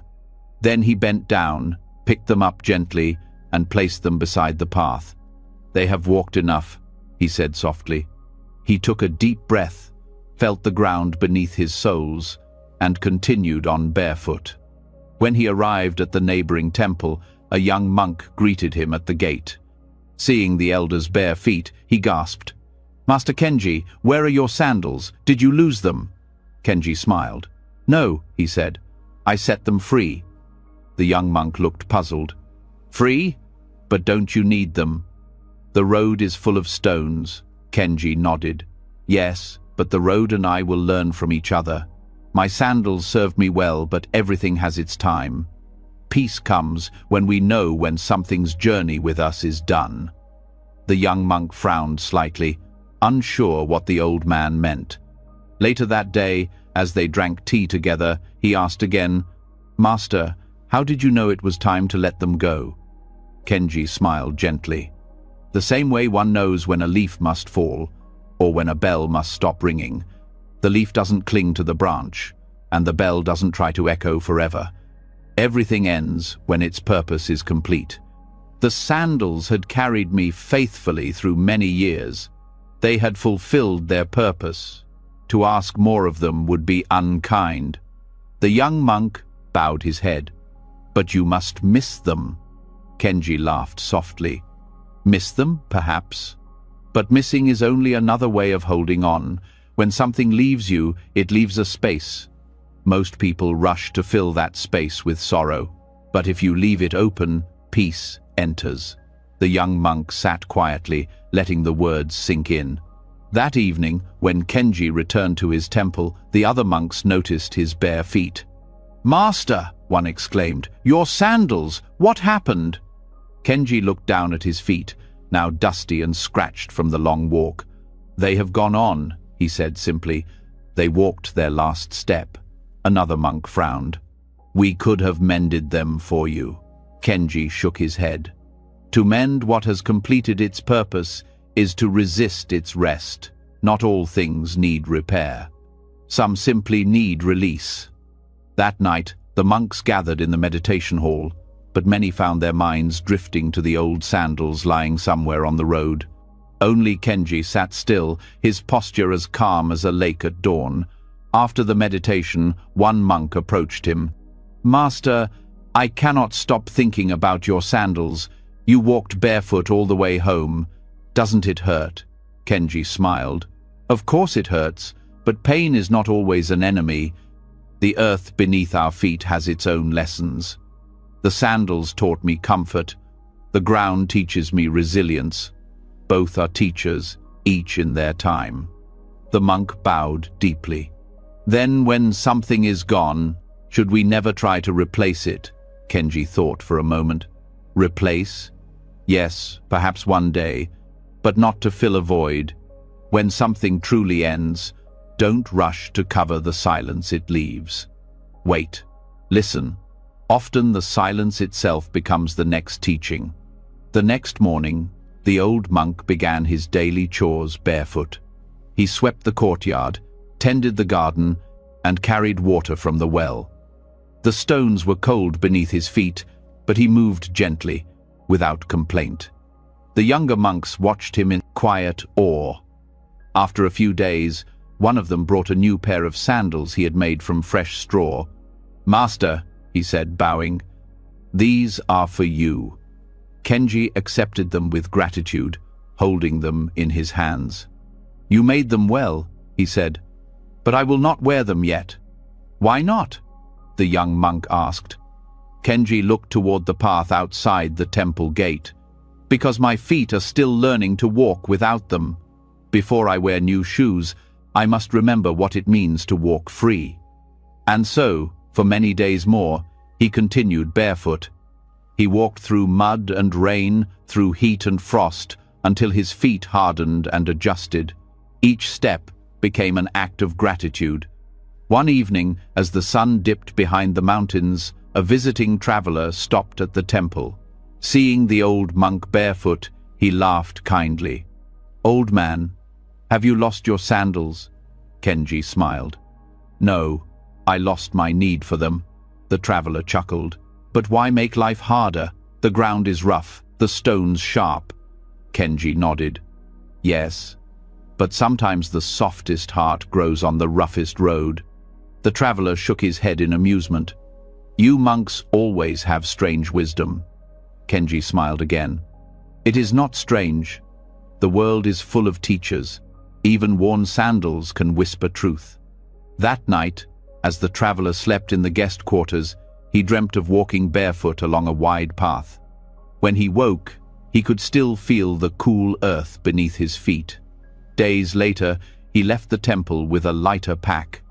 Among the things he discarded was an old pair of boots he had carried for years, too tight and too worn to use. As he placed them by the roadside, he remembered Kenji's words. "They have walked enough." Years passed, and the story of the old monk and his sandals spread across the mountains. Travelers who came to the temple would sometimes find Kenji sitting by the garden pond, mending robes or feeding birds. They would ask, "Master, is it true you gave up your sandals and walked barefoot for months?" Kenji would laugh softly. "It is true. Was it difficult?" they would ask. "At first," he would say, "the stones hurt. The ground burned in summer and froze in winter. But over time, my feet learned what the sandals had once known. And I learned what they had been teaching me all along. And what was that? That everything has a time to serve and a time to rest. Nothing we hold lasts forever, not sandals, not possessions, not even people.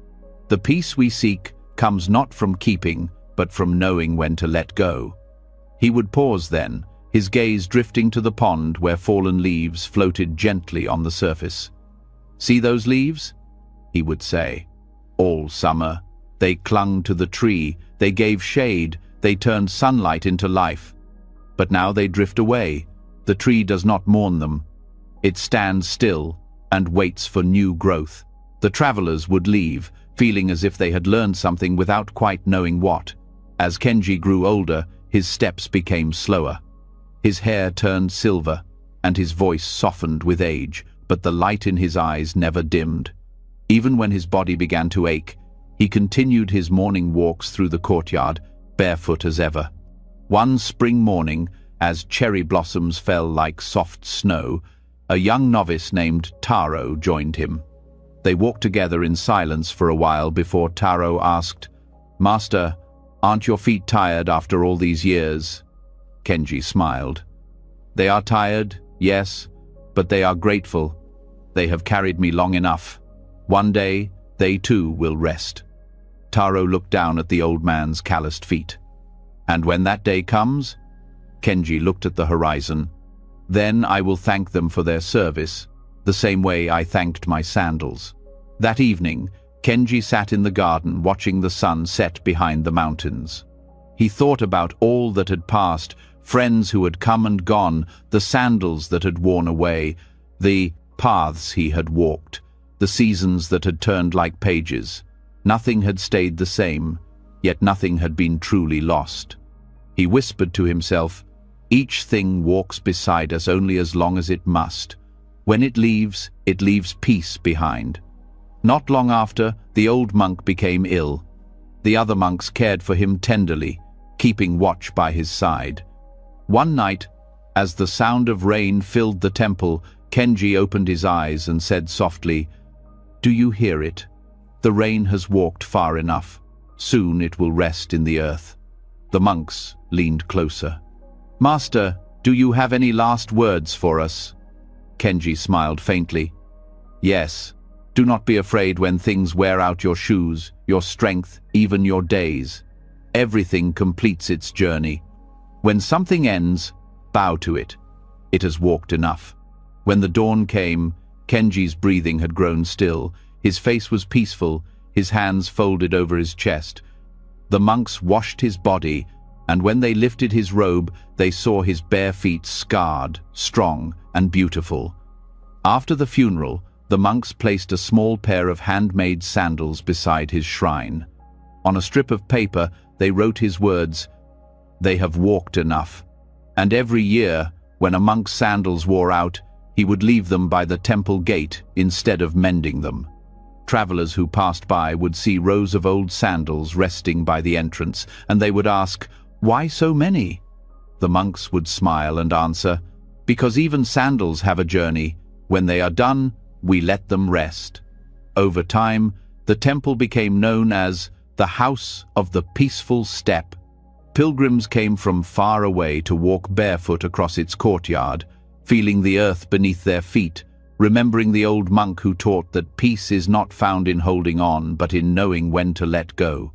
And so, long after Kenji's last walk, his wisdom continued to echo in every footstep that touched the temple's ground. Peace is knowing when something's journey with you is done.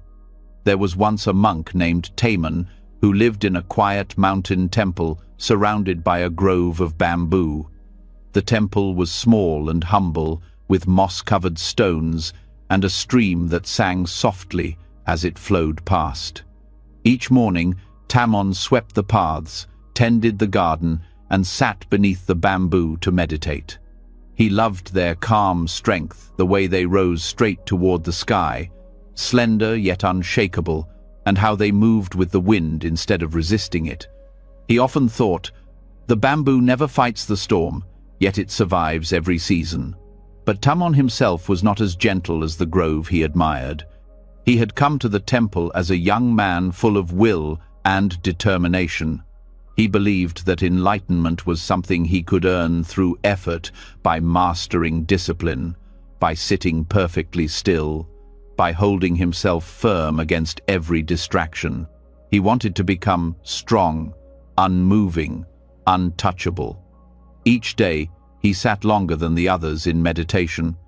When the temple bell rang for meals, he stayed behind. When his legs burned with pain, he told himself to endure it. He believed peace could only be won by conquering the body and silencing the mind. One morning, as the sun rose over the hills, the abbot found him sitting among the bamboo, motionless as stone. "Tamon," he said kindly, "you have been here since before dawn. Does your heart feel quiet?" Tamon opened his eyes. "Not yet, master," he said. "My thoughts still wander. I am determined to stop them." The old abbot smiled softly. "Be careful.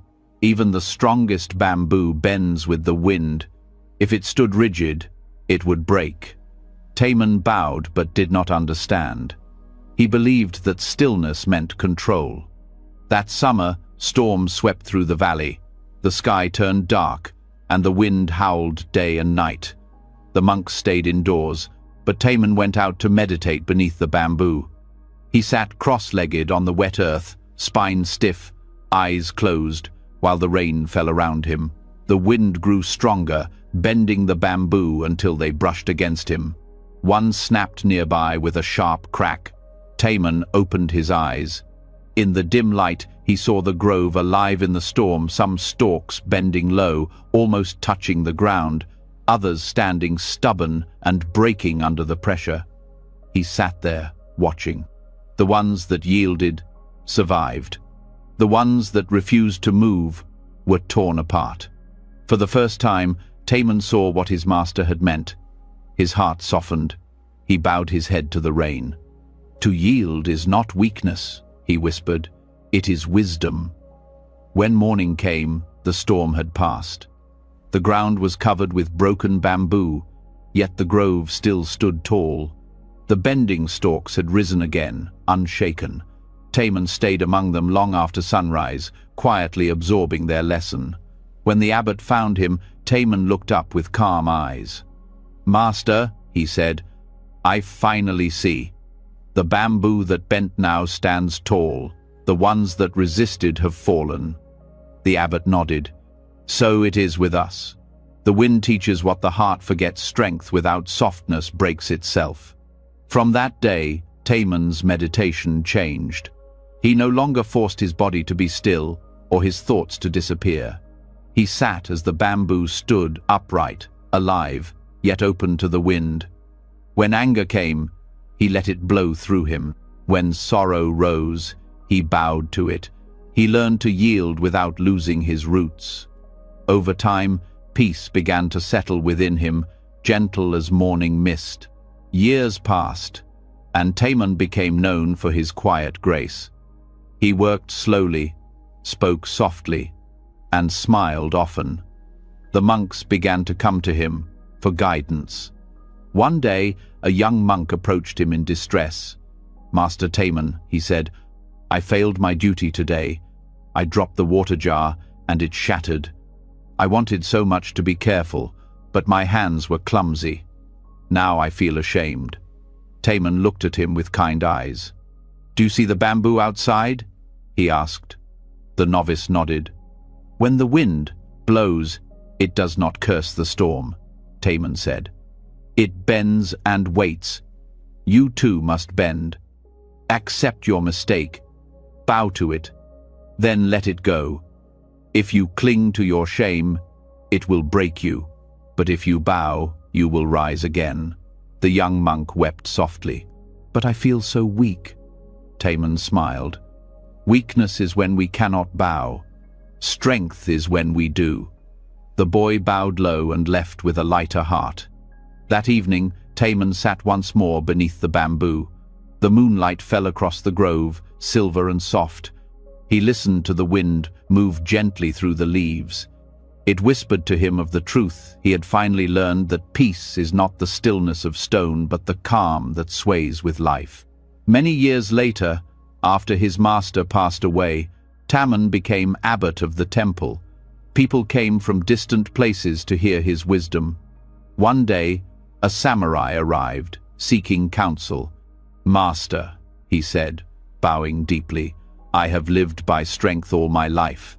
I do not fear battle, yet I cannot sleep. My heart is full of tension. Teach me peace." Taman led him to the bamboo grove. The wind was gentle that day, the stalks swaying like dancers. "Tell me," Taman said, "what happens when a sword meets another sword?"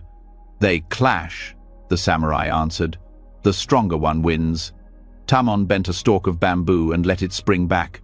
"And what happens when a sword strikes this?" The warrior watched in silence. "It cuts nothing," he said. Taman smiled. "The bamboo yields, and so it remains whole. When life strikes you, do not fight back with steel. Yield, and you will not break." The samurai frowned. "But if I yield, I will lose." "No," said Taman. "You only lose when you resist what cannot be changed. The river does not fight the rock. It flows around it and wears it away with time. The one who bends walks farther than the one who stands proud. The samurai stayed at the temple for many days, learning to breathe, to listen, to sit quietly. When he finally left, he bowed to Tamon. "Master," he said, "I came here to learn strength. Instead, I learned how to bow. And in bowing, I have found my strength." Tamon smiled. "The bamboo bends in every storm, yet it still reaches the sky." As the years passed, Tamon grew old. His hair turned white, his body thin, but his presence was steady, like a calm breeze through leaves. Every morning he walked to the grove and sat beneath the tallest stalks. Even when the wind was fierce, he sat without fear. One winter, the monks awoke to find snow piled high upon the bamboo. The younger ones panicked. "Master," they cried, "the weight will break them." Tamon joined them outside. The grove bowed low under the snow's heavy touch. "Watch," he said quietly. As the monks stood in silence, one stalk began to tremble. The snow slid off, and the bamboo sprang upright again. Then another and another. Soon the grove was alive with sound, each stalk releasing its burden, rising toward the Sunday. "Do you see?" Tamon said. "They bow under the weight, and when the time comes, they rise. This is the secret of peace. Life will press upon you. Let it. Do not fight the burden, let it teach you how to yield. When the storm passes, you will stand taller." The monks bowed deeply, understanding. That spring, Tamon fell ill. He grew weaker each day, but his spirit remained bright. When a novice came to sit beside him, Tamon whispered, "All my life I tried to be unbending. It was the bamboo that taught me to bow. When you learn to yield, you learn to live." "Master," the boy asked softly, "what happens when you can no longer rise?" Tamon smiled faintly. "Then we become part of the wind." The next morning, the old monk was gone. His body lay still, his face peaceful. The monks buried him at the edge of the bamboo grove. That night, as the wind moved through the stalks, it sounded like a soft voice whispering his teaching again and again. Years passed, and the bamboo continued to grow. It swayed with the wind, bowed under snow, and rose again each spring. Travelers who came to the temple would ask about the grave among the stalks. The monks would say, "That is where Master Tamon rests. He taught us that to yield is not weakness, it is wisdom." And each time the wind rustled through the grove, those who listened carefully could almost hear his words carried in the air. This story reminds us of one of Zen's simplest but deepest truths. Peace is not found by resisting what comes, but by moving with it. We live in a world that teaches us to be strong, to hold firm, to fight every storm. But strength without softness is brittleness, and life will always find its way through what refuses to bend. When we yield to change, to loss, to the winds of life, we do not surrender our spirit. We allow life to pass through us instead of breaking us. To yield is to trust that we will rise again when the storm is over. So tonight, as you lie down to rest, think of the bamboo grove. Feel your breath moving in and out like wind through leaves. Whatever weight you carry, let yourself bow beneath it. You are not giving up, you are letting go, because the wind always passes, and the bamboo always rises again. There was once a monastery that sat high on a mountain ridge, where the clouds drifted so low they often brushed the temple roof. On certain mornings, when the mist rolled across the valley, and the world looked soft and half-formed, the monks would pause their work to watch the clouds change shape in the wind. Among the monks was a young student named Rika. He had come to the monastery seeking clarity and peace, but his heart often wavered between calm and longing. He admired the beauty of things, flowers, sunsets, the sound of the bell, but each time something faded, a sadness stirred in him. One morning, as he swept the temple courtyard, Rika looked up and saw a cloud unlike any he had ever seen. It stretched long across the sky, curling into the shape of a dragon. Its wings seemed to spread wide, its head rising proudly above the peaks. Sunlight caught its edges, making it shimmer like silver. He dropped his broom and stared, captivated. "How perfect," he whispered. "It looks alive." At that moment, his teacher, Master Rin, stepped quietly into the courtyard. He followed the student's gaze and smiled. "What do you see, Reika?" the master asked. "A dragon, master. Look at it, so grand, so real. It's as if the heavens themselves have painted it." Rin nodded. "Yes, the sky is a fine artist." They stood together in silence, watching as the cloud drifted slowly across the blue expanse. But when Reika blinked, the dragon's head began to fade. A gust of wind scattered its long body into thin wisps. Within moments, only a faint blur remained. Reika's face fell. "It's gone." The master turned to him gently. "Do not mourn what changes," he said. "That is its nature, and yours." The young monk lowered his eyes, feeling foolish. Yet the image of the dragon lingered in his mind long after it vanished. He thought about it as he swept, as he ate, and even as he meditated that evening. The more he tried to let it go, the more clearly he saw it. That night, he sought out his master. "Teacher," he said, "why did your words trouble me so much? You said not to mourn what changes, but I can't stop thinking about that cloud. It was so beautiful, and then it was gone.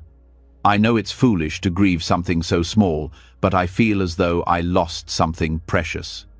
Master Rin poured 2 cups of tea and set one before the student. The candlelight flickered between them. "Tell me," the master said, "what made the cloud beautiful to you?" Reika thought for a moment. "Its shape, I suppose. The way it looked like a dragon." "Then where is that beauty now?" the master asked. Reika frowned. "Gone, I suppose." Rin shook his head. "No, not gone. The beauty was never in the shape, it was in the seeing. You found beauty because your heart was awake in that moment.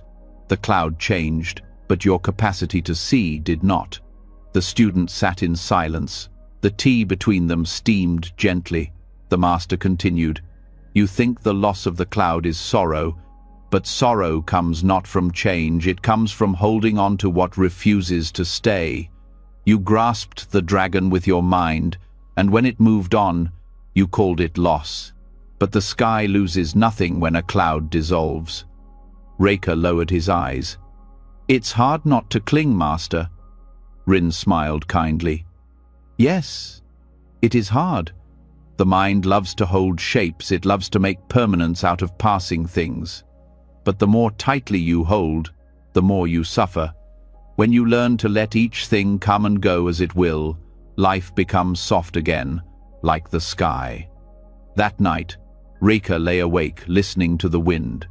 He imagined the dragon cloud drifting beyond the mountain, becoming rain, mist, and air. He wondered if he could ever see things without wanting them to stay. In the days that followed, he began to observe the world differently. When the cherry blossoms fell from the trees, he watched them scatter instead of sighing for their loss. When the rain washed away footprints in the path, he thought of the sky cleaning itself. He tried, each time something changed, to see not the disappearance, but the transformation. Still, his mind sometimes rebelled. He would remember the shape of the dragon and wish it would appear again. He would climb the hill at dawn, hoping to see another cloud like it. But though the skies were full of beauty, none ever took that same form. One evening, while tending the temple lamps, Reika spoke again to his master. "I understand what you taught me, yet part of me still yearns for what once was. I think of that dragon and feel something like longing. Does that mean I have failed?" Rin shook his head. "No, it means you are human. To love beauty is natural, but to demand that beauty remain is illusion. When you can love the moment and release it with gratitude, then you will see that nothing is ever truly lost. It only changes its name." He gestured to the flame of the lamp. "Look at this fire. If I move my hand, the flame flickers. The shape changes with every breath of air, yet it is still fire. Change is the movement of life itself. To wish it still is to wish the world lifeless. Rekha bowed. Then the problem is not that things change, but that I want them to stay. The master nodded. Yes, you confuse stillness with peace, but true peace does not depend on stillness. It exists in the flow itself. That night, the sky cleared. Rekha walked alone into the courtyard. Above him, clouds drifted slowly across the stars, thin ribbons, shifting forms, endless motion. He stood there for a long time, breathing in the cool air, watching them come and go. For a brief moment, one cloud took the shape of a bird, its wings stretched wide. Rekha smiled. He blinked, and it was gone. This time, his heart did not ache. He simply whispered, "Thank you," and bowed to the empty sky. Years passed. Rekha grew older and wiser, eventually becoming a teacher himself. His students admired his calmness and gentle humor. He seemed to hold the world lightly, as though every moment rested easily in his hands. One day, a young monk came to him with tears in his eyes. "Master Rekha," he said, "I feel so much sorrow. My friend has left the temple. We trained together for years, and now he has gone to teach elsewhere. I know I should be happy for him, but I feel empty." Rekha led him outside. The afternoon sun was low, and the sky was painted with clouds, long, soft shapes stretching across the horizon. "Tell me," Rekha said, "what do you see in the sky?" The young monk wiped his eyes. "I see a cloud shaped like a mountain. And will it stay that way?" Rekha asked. The student shook his head. "No, master, it will change." Rekha nodded. "Yes, but while it is here, can you appreciate it?" The young monk looked up again. "Yes, it's beautiful." Rekha smiled. "Then do the same for your friend. People, like clouds, come into our lives, take a shape that brings meaning, and then drift on. To love them does not mean to hold them still, it means to bless their movement." The student bowed deeply, tears falling again, but this time they were softer. "Then I should not mourn what changes." "No," Rekha said. "To mourn endlessly is to fight the sky. The sky never resists.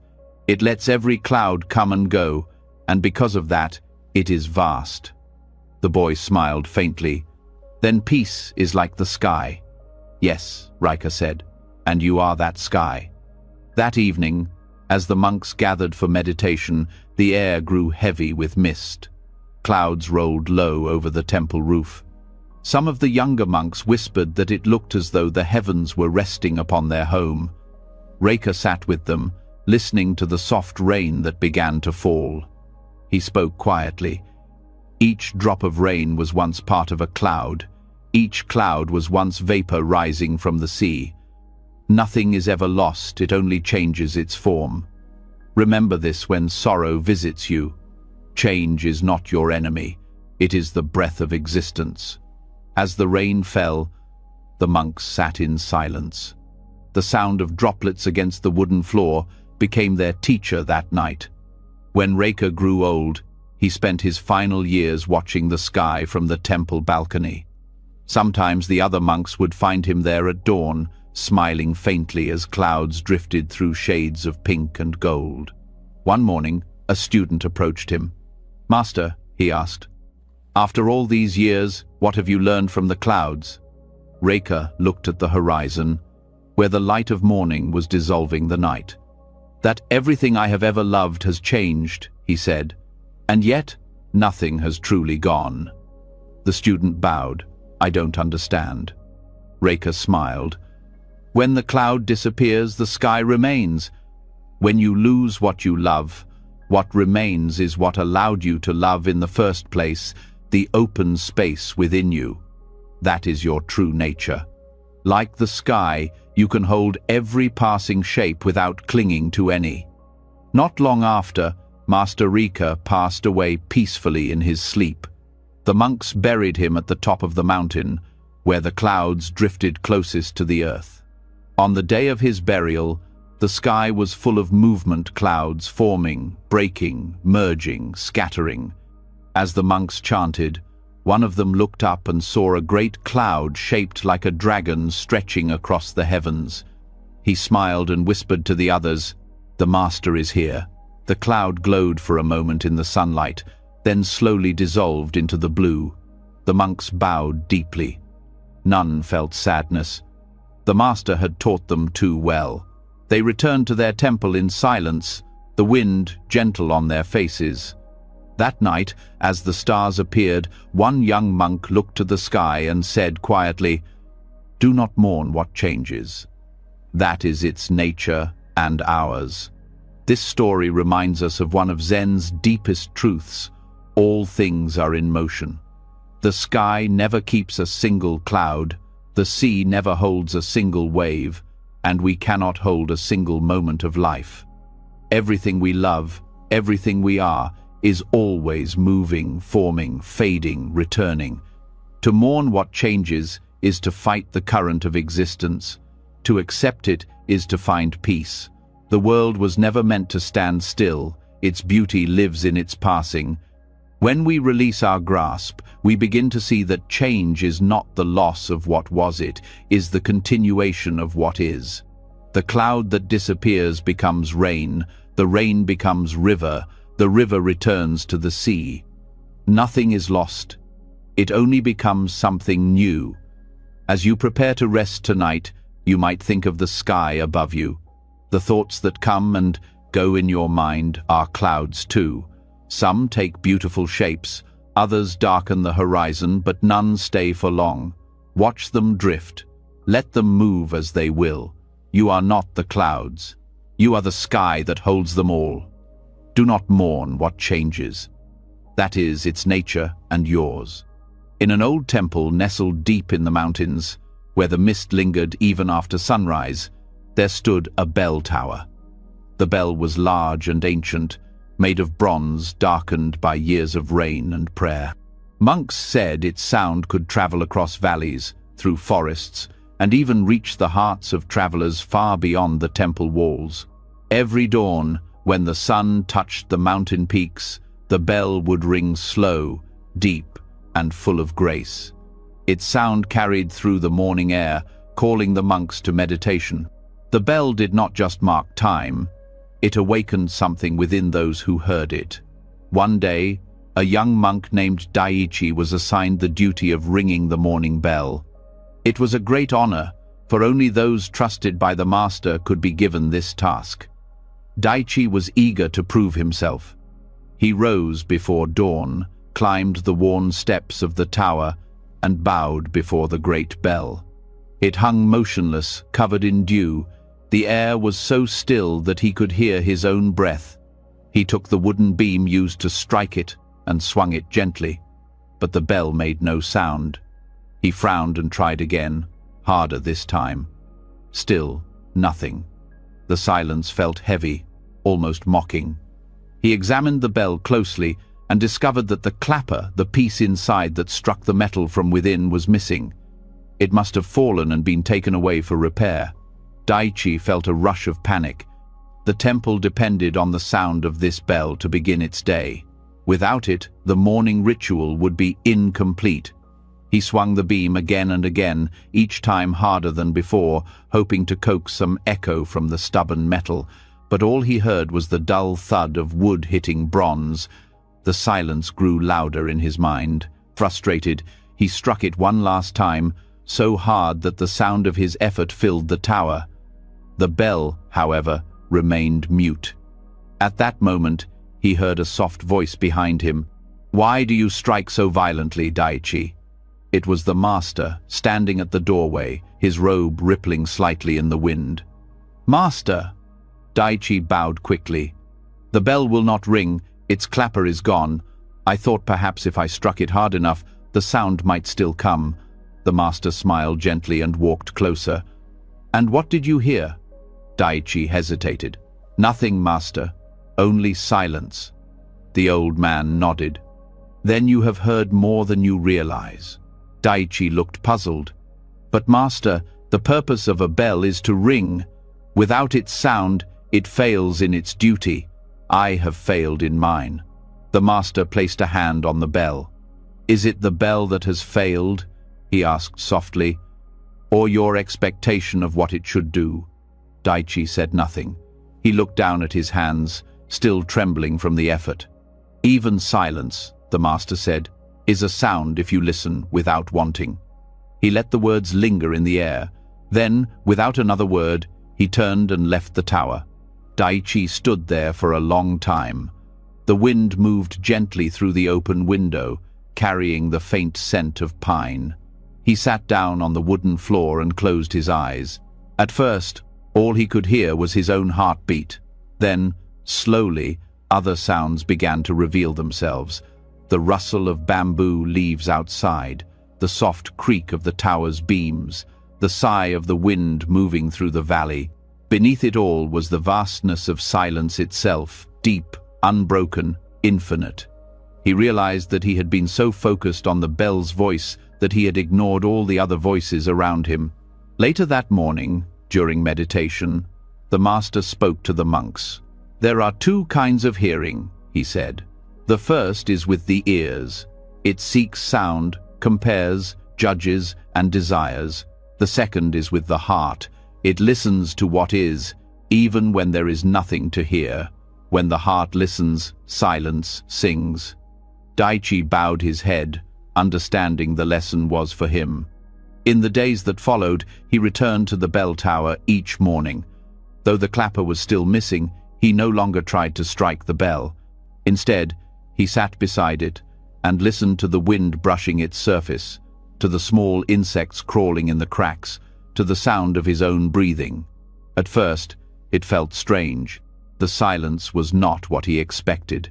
It had layers soft and shifting, full of life he had never noticed. He began to feel that the bell was speaking after all, just not in a way he had been taught to hear. One morning, as the sun rose, Daichi watched the first light touch the bronze. He whispered to himself, "You ring in your own way." When the temple carpenter finally came to replace the clapper, Daichi found himself hesitant. He wondered if he wanted the sound to return. Yet when the bell was whole again, and its deep tone filled the valley once more, he smiled. It was beautiful, but so was the silence that had come before. Later that day, Daichi approached his master. When the bell was silent, he said, "I felt frustrated at first, but over time I began to hear something beyond sound. It was as if the world itself was ringing." The master nodded. "Yes, the world is full of bells that have no clappers, trees, rivers, stones, even your breath. You must learn to hear their music." Daichi bowed. "I think I understand now, master. But tell me, why does silence feel so different from sound?" The master smiled. "Because sound fills space, but silence reveals it. Sound ends, but silence remains. When you stop demanding one, you begin to appreciate the other." That evening, Daichi went to the temple garden. The monks were watering plants and sweeping paths, their movements quiet and steady. He closed his eyes and listened not for words or songs, but for what lived between them. He heard the sweep of a broom, the dripping of water, the call of a distant bird. Yet more than these, he felt a deep stillness connecting them all. It was as if every sound rose from silence and returned to it again, like waves to the sea. Days turned into weeks, and Daichi's heart grew calmer. He began to notice how much of his life had been spent chasing noise, approval, success, understanding. He realized he had wanted life to ring for him as the bell once had. But life, like the bell, did not always sound on command. One afternoon, as the monks gathered for their lesson, the master held up an empty bowl. "This bowl," he said, "can be filled with rice, water, or air. Its emptiness makes it useful. In the same way, silence makes sound possible. If you cling to noise, you lose both the bowl and its purpose." He paused and looked around the room. "If you truly wish to hear the world, listen not for what is added, but for what remains." That night, Daichi could not sleep. The rain began to fall outside, steady and rhythmic. He listened, not trying to name or measure it, simply allowing it to exist.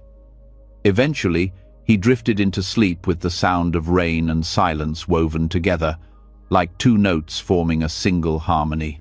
Years passed, and Daichi became a teacher himself. He was known not for his speeches, but for his silences. Students came to him for wisdom, but often he would sit quietly with them, saying nothing for a long time.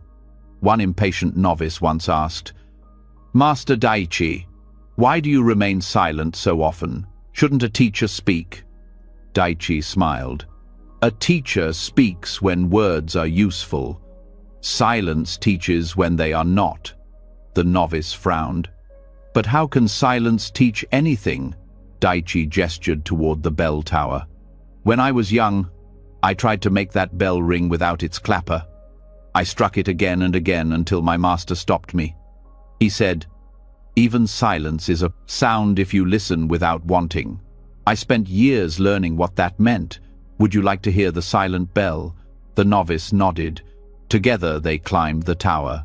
The air was still, the valley blanketed in fog. Daichi placed his hand on the bell and said nothing. After a moment, the novice began to notice small things, the wind brushing the wood, the faint hum of insects, the rhythm of their breathing. The silence grew wider, deeper. Daichi smiled. "Do you hear it now?" The boy looked confused. I hear many things, but no bell." Daichi nodded. "That is the bell. You are hearing what has always been here. The bell only reminds you to listen." The novice bowed his head. "Then the world is always ringing?" "Yes," Daichi said softly. "Only our wanting makes it seem quiet." From then on, the boy often came to the bell tower to sit in silence. He learned to listen to the stillness until it no longer felt empty, but full alive with invisible music. Years later, when Daichi grew old, he spent much of his time there as well. The monks often found him sitting by the bell, eyes closed, smiling faintly. They asked him once what he was listening to. "The world," he said. "It has much to say when you stop trying to make it speak." On the morning of his death, the bell was struck for the dawn ceremony. Its sound rolled across the valley, deep and strong. The monks later said that, for a moment, it sounded different, softer, fuller, almost as if silence itself had joined in. When they found Daichi's body, he was sitting by the bell, peaceful, his hands folded in his lap. A gentle wind moved through the open window, carrying the faint hum of the world waking up. The master's words echoed in the hearts of his students for years afterward. "Even silence is a sound if you listen without wanting." This story reminds us of a truth easy to forget, that peace is not found in what we add to life, but in what we stop demanding from it. We spend our days striking the bell of existence, hoping it will sing the tune we desire: success, comfort, understanding. But when we listen without wanting, we hear something greater than any sound, the quiet rhythm of being itself. Silence is not the absence of life. It is the space that holds everything together. When we stop chasing noise, outer or inner, we begin to hear what has always been speaking to us. As you prepare to rest tonight, you might listen for the silent bell within your own breath. Feel the stillness between your heartbeats. Notice the quiet beneath every sound. You don't need to make life ring for you. It already does, in its own way. Even silence is a sound if you listen without wanting. In a small monastery surrounded by rice fields and gentle hills, there lived an old monk who was known for his patience and quiet wisdom. Each morning, he carried 2 pots suspended from a wooden pole across his shoulders to fetch water from the stream that flowed below the hill. One pot was perfect, smooth, even, and well-balanced. The other had a long crack running down its side. It leaked a little with every step. Each day, the old monk filled both pots to the brim. By the time he reached the temple, the perfect pot was full. but the cracked one was only half so. The monks who saw him often whispered, wondering why he kept using a pot that wasted water. The cracked pot itself knew of its flaw. It noticed how little water it carried compared to its companion. Day after day, it watched the old monk pour the same water into the same well, ashamed that it had given less than the other pot. One morning, as the monk was preparing for his walk to the stream, the cracked pot spoke softly. "Master," it said, "I am ashamed." The monk smiled, surprised but not startled. "Ashamed? Why? Each day you carry me to the stream, and each day I return half empty. The other pot does its duty perfectly, but I fail you. I have tried to hold the water, but I cannot. You should replace me with one that is whole." The old monk looked at the pot with kindness in his eyes. "You think you fail because you are cracked?" "Yes," said the pot sadly. "I waste what you work for. I am broken." The monk said nothing. He lifted the pole across his shoulders and began walking toward the stream as usual. "Watch the path carefully today," he said. The pot did as it was told. The morning sun filtered through the bamboo trees, casting dappled light across the ground. On one side of the path, everything was dry and dusty, but on the other, wild flowers of every color bloomed, soft purple and yellow, pinks and whites swaying in the gentle breeze. When they reached the stream, the monk filled both pots again, turned back, and began the climb up the hill. As they walked, the cracked pot looked once more at the flowers lining its side of the path. They were bright and full of life, bending slightly toward the morning light. When they reached the temple, the monk set the pole down and said, "Now, tell me, pot, what did you see?" "I saw the flowers," said the cracked pot quietly. "They were beautiful, but I do not understand what they have to do with me." The monk smiled. "You do not know? Those flowers grow because of you. Every day, as we walk back from the stream, the water that leaks from your side falls onto the soil. I planted those seeds long ago, knowing your crack would water them. For 2 years they have grown, brightening our path and filling the air with fragrance. Without your flaw, there would be no flowers." The cracked pot fell silent. The monk continued, "You think of your crack as a weakness, something to be ashamed of. But through that crack, life has flowed. The perfect pot carries water, but it waters nothing. You, my friend, have fed the earth." The pot listened to the wind rustling through the flowers, and for the first time, it did not feel broken. It felt whole in a way it never had before. That evening, when the sun set behind the hills, the old monk walked the same path again. He stopped to look at the blossoms glowing softly in the fading light. He whispered, "Perfection serves itself. Flaws serve the world." From that day onward, the cracked pot no longer compared itself to the other. It accepted its crack, knowing it gave more than it lost.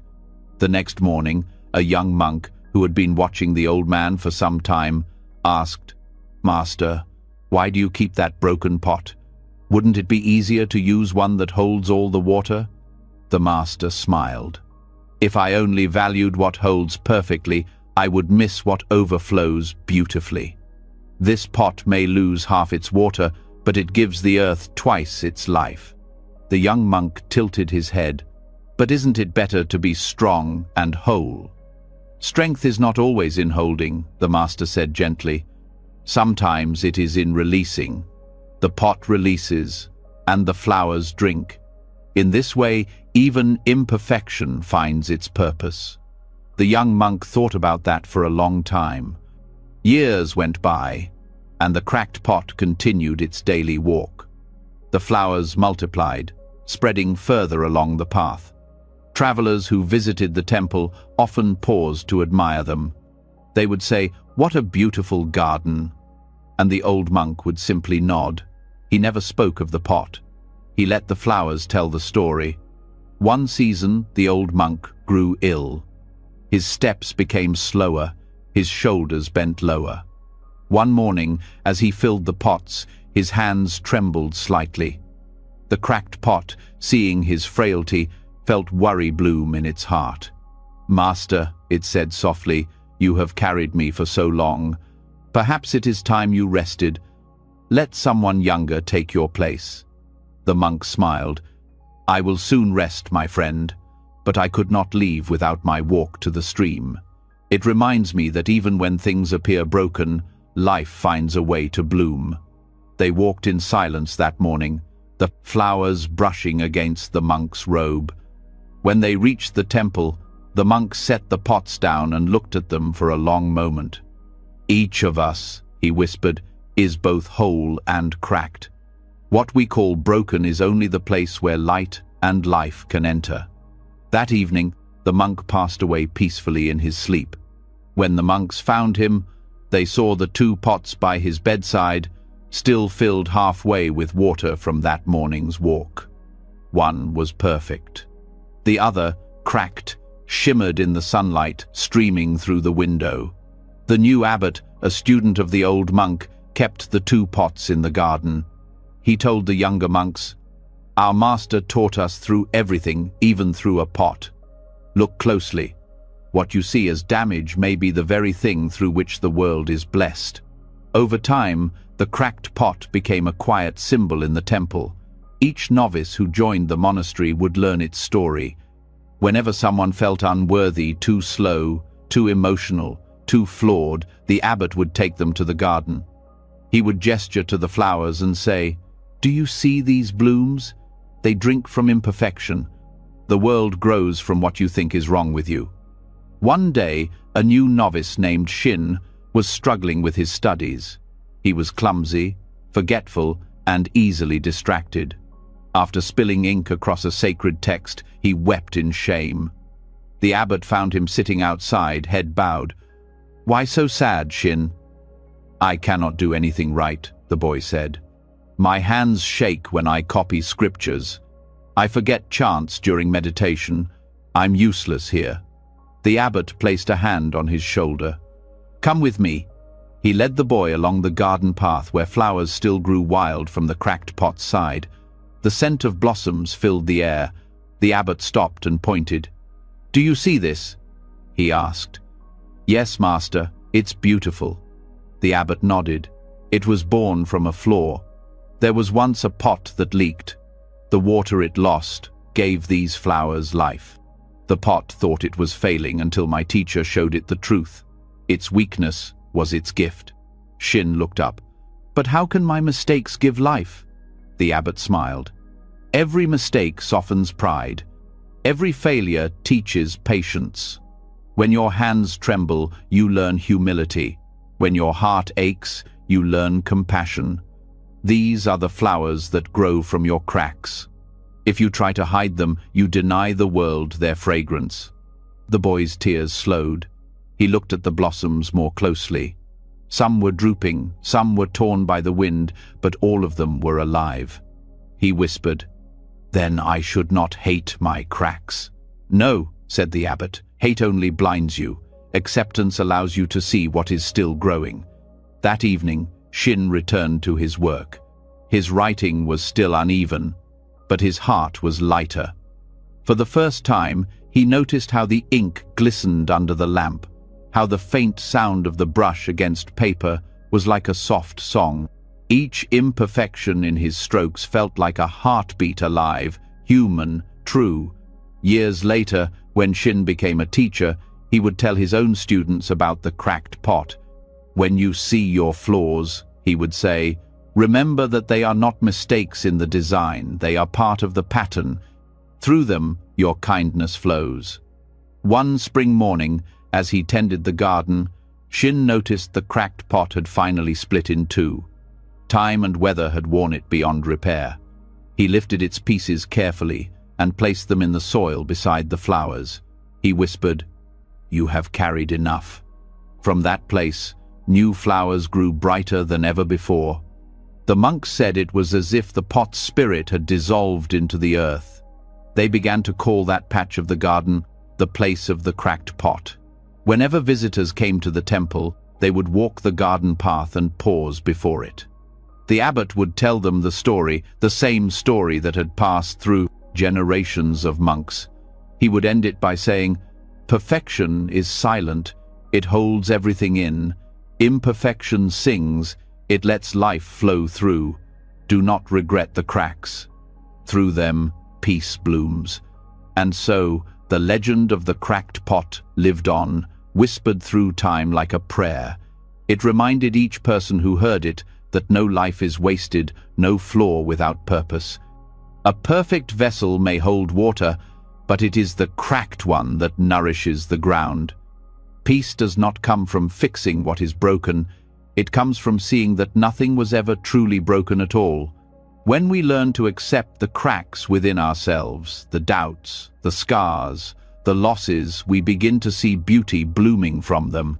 The sunlight touches the same places where we once felt pain, and flowers grow along the path of what we once tried to hide. So, tonight, as you rest, remember the cracked pot. Whatever part of you feels flawed or incomplete is simply where love and wisdom are meant to flow. Do not regret the crack. The crack gives life. Peace blooms through acceptance. In a quiet valley surrounded by low green hills, there stood a temple that had weathered many years and many seasons. Time had softened its wooden beams and polished its stone paths. Behind the temple, near the edge of the forest, there grew an ancient tree. The monks called it the Old Guardian. Its trunk was thick, wide enough that 6 men holding hands could barely circle it. Its branches reached high into the sky, spreading wide like an open umbrella. Beneath its leaves, the monks meditated, prayed, and found peace. Travelers rested in its shade during summer, and in autumn, its golden leaves covered the ground like small coins of light. The abbot often said, "This tree is like a silent teacher. It does not speak, yet it shows us how to live with patience, with strength, with grace." Among the monks was a young novice named Haru. He had been at the temple for less than a year, but he loved the old tree deeply. Every morning, before the bell rang for meditation, he would walk to it, bow, and sit beneath its branches. He felt calm there. The rustle of leaves reminded him of gentle laughter, and the breeze through its roots made him feel as if the earth itself were breathing. One evening in late summer, the sky grew dark and heavy. Clouds gathered like great mountains above the valley. The air was still. The birds had gone quiet. The monks hurried to close the shutters and tie down the prayer flags. The abbot looked out across the courtyard and said softly, "The wind is coming." By nightfall, the storm had arrived. Rain poured like a river from the sky, and the wind howled through the valley, bending bamboo and shaking doors. The monks gathered in the meditation hall to chant. Between the thunder and the sound of the rain, Haru could hear branches snapping in the forest. When dawn finally broke, the rain stopped. The valley lay still, silver with mist. The monks opened the doors and stepped out into the quiet morning. The ground was soaked, the air thick with the smell of wet earth and pine. Haru ran toward the grove behind the temple to check on the old tree. His sandals slipped in the mud as he hurried down the path. When he reached it, he froze. Half of the great tree was gone. A powerful gust of wind had split its trunk. One of its main branches, so large it had once shaded half the garden, lay on the ground, cracked and broken. The inner wood shone pale and wet, its rings exposed like the inside of a wound. Haru fell to his knees. He touched the bark, rough and soaked with rain. "No," he whispered. "You were so strong. How could you fall?" He felt grief rise in his chest. To him, the tree was alive, not only a part of nature, but a friend, a teacher. It had listened to his thoughts, his doubts, his prayers. He sat in silence for a long time beside its fallen branch, tears mixing with the rain still clinging to the leaves. When the abbot found him there, he placed a gentle hand on the boy's shoulder. "You mourn the old guardian," he said softly. Haru nodded, unable to speak. The abbot looked at the broken trunk for a long while. Then he said, It has shared enough shade." Haru looked up, confused. "But master, it is ruined. It will never be the same again. How can you speak so calmly?" The abbot smiled faintly. "My son, you see loss, but I see completion. This tree has stood for hundreds of years. It has given shelter to birds, shade to travelers, and peace to our hearts. It has done what it came to do. Why should we call that a tragedy?" Haru frowned. "But it was alive. Shouldn't we be sad that it has ended?" The abbot nodded slowly. "Sadness comes when we wish things to last beyond their time. The tree has simply followed the law of all living things. It grew, it flourished, and now it rests. Even endings serve their purpose." He touched the broken bark. "This wood will warm us in winter. The roots that remain will feed the soil, and perhaps one day another tree will grow from this very place. Tell me, Haru, what has truly been lost?" The young monk stared at the remains of the great tree. The abbot's words made sense, yet his heart still hurt. He bowed his head. "I understand, master, but my heart is slower than my mind." The abbot smiled gently. "Then let your heart catch up. There is no hurry. Grief is a kind of love that has nowhere left to go. Sit with it until it learns to breathe again." And with that, he left the boy to his thoughts. For days, Haru visited the tree each morning. The air around it smelled of damp wood and earth. The birds had returned, hopping along the fallen branches. Bees buzzed around the flowers that still grew at its roots. Slowly, the sight of the broken trunk began to hurt less. One morning, he noticed something he had missed before: tiny green shoots sprouting from the fallen limb. Life was finding a way to return. He smiled for the first time since the storm. Later that day, the monks began clearing the broken branches. They gathered the wood and stacked it carefully to dry. When winter came, that same wood crackled in the temple's hearth, warming the monks during their evening meditations.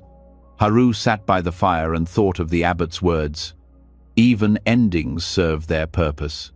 The warmth on his skin was the same life that once shaded him in summer. The tree had changed its form, but it had not vanished. When spring arrived, the monks planted a new sapling beside the old stump. The abbot said it was not to replace the old tree, but to honor it. "Nothing truly replaces what has passed," he told them. "We only continue the story." Haru tended to the sapling every day. He watered it carefully, brushed snow from its leaves, and spoke to it softly as he had once spoken to the old tree. Sometimes he felt the wind moving through its tiny branches, and he imagined the spirit of the old guardian watching over them still. Years passed, and Haru grew into a teacher himself.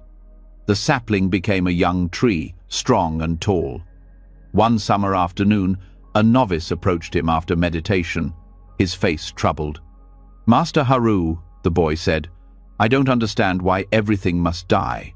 Why can't the good things stay?" Haru smiled, seeing himself in the young student. He led the boy to the grove and stopped before the old stump, now covered in moss. Beside it, the young tree stood tall, its leaves shimmering in the light. "Do you see this?" he asked. The novice nodded. "This stump once belonged to a great tree. I cried when it fell. I thought its life was over. But now, look, its roots still feed the soil. Its wood still warms our fires.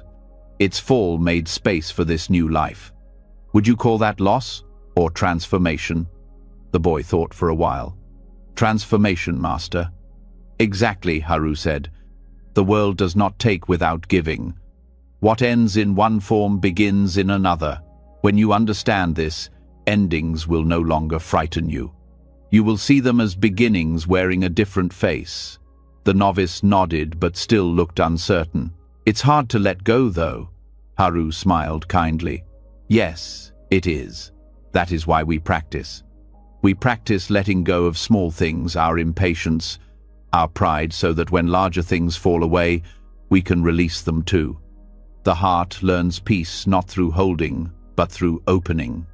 That night, As the monks gathered in the hall, the abbot asked Haru to speak. He told the story of the storm, the fallen tree, and the lesson his master had given him long ago. "The tree taught me that nothing in life is wasted," he said. "Even when broken, it continued to serve. Even in silence, it continued to teach. We call something an ending when we can no longer see its form, but life never stops, it only changes its direction." The monks listened quietly. Outside, the wind moved through the new tree's leaves, whispering softly against the wooden walls. It sounded almost like the old guardian breathing again. Years later, when Haru himself became abbot, he would often sit beneath that tree, now large enough to shade the entire courtyard. He had grown old, his hair white, his movements slow, but his eyes were bright with the same peace his teacher once carried. One evening, as the sun set and the monks lit the temple lamps, Haru called a young novice to his side. "Do you hear the wind in the leaves?" he asked. "Yes, master," the boy said. "It sounds like the tree is singing." Haru smiled. "It sings the same song the old tree once sang, the song of change. Everything in the world hums that tune, but few listen closely enough to hear it. The mountains, the rivers, even our breath all rise and fall in rhythm with it. To live in harmony with that song is to find peace." The boy frowned. "But master, when the wind stops, doesn't the song end?" Haru shook his head gently. "The wind never truly stops. It only rests before moving again. The song is always there. Sometimes you hear it, sometimes you feel it. When the old tree fell, its song did not end, it simply changed instruments." That night, Haru dreamed of the storm long ago. He saw the great tree bending under the weight of the wind, then breaking, then lying still. But this time, in the dream, he did not feel sorrow. He felt gratitude. The tree had given everything it had to give, and that was enough.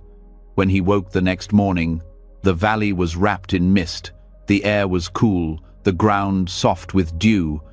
Haru walked slowly to the grove, leaning on his staff. He stood before the young tree, now mighty and full of life, and bowed deeply.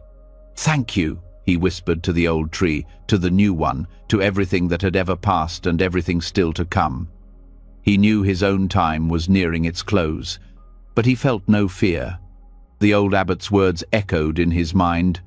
"It has shared enough shade." When Haru passed away that winter, the monks buried him beneath the tree he had planted. In the spring, flowers grew over his resting place. Travelers who came to the temple would often rest beneath its branches, feeling the cool air and the dappled light. The monks would tell them, "Two trees grow here, one that stands and one that once stood. They are not separate. One gave its life so the other could reach the sky." And when visitors asked what that meant, the monks would smile and say, "Even endings serve their purpose." The story of the old tree reminds us of a truth we all meet but rarely understand. Nothing that ends is truly gone. Life changes, shape the way clouds change, form one moment a branch, the next a flame, the next a seed. We fear endings because we think they steal something from us. But in truth, they simply give what is finished back to the whole. The leaf that falls feeds the soil. The flame that burns warms the night. The life that fades clears space for what is next. When we lose someone or something we love, grief is natural. But if we look deeper, we can see that love never vanishes. It only moves into new forms, a memory, a lesson, a kindness passed on. As you rest tonight, think of the old tree. What has fallen in your life may have already begun to bloom elsewhere. What seems broken may still be feeding the roots of something new. Endings are not the closing of life's story, they are its turning pages. And peace comes when we no longer resist them, but bow to them softly and say, "It has shared enough shade." There was once a traveler who wandered from temple to temple across the mountains of the East. His name was Ren.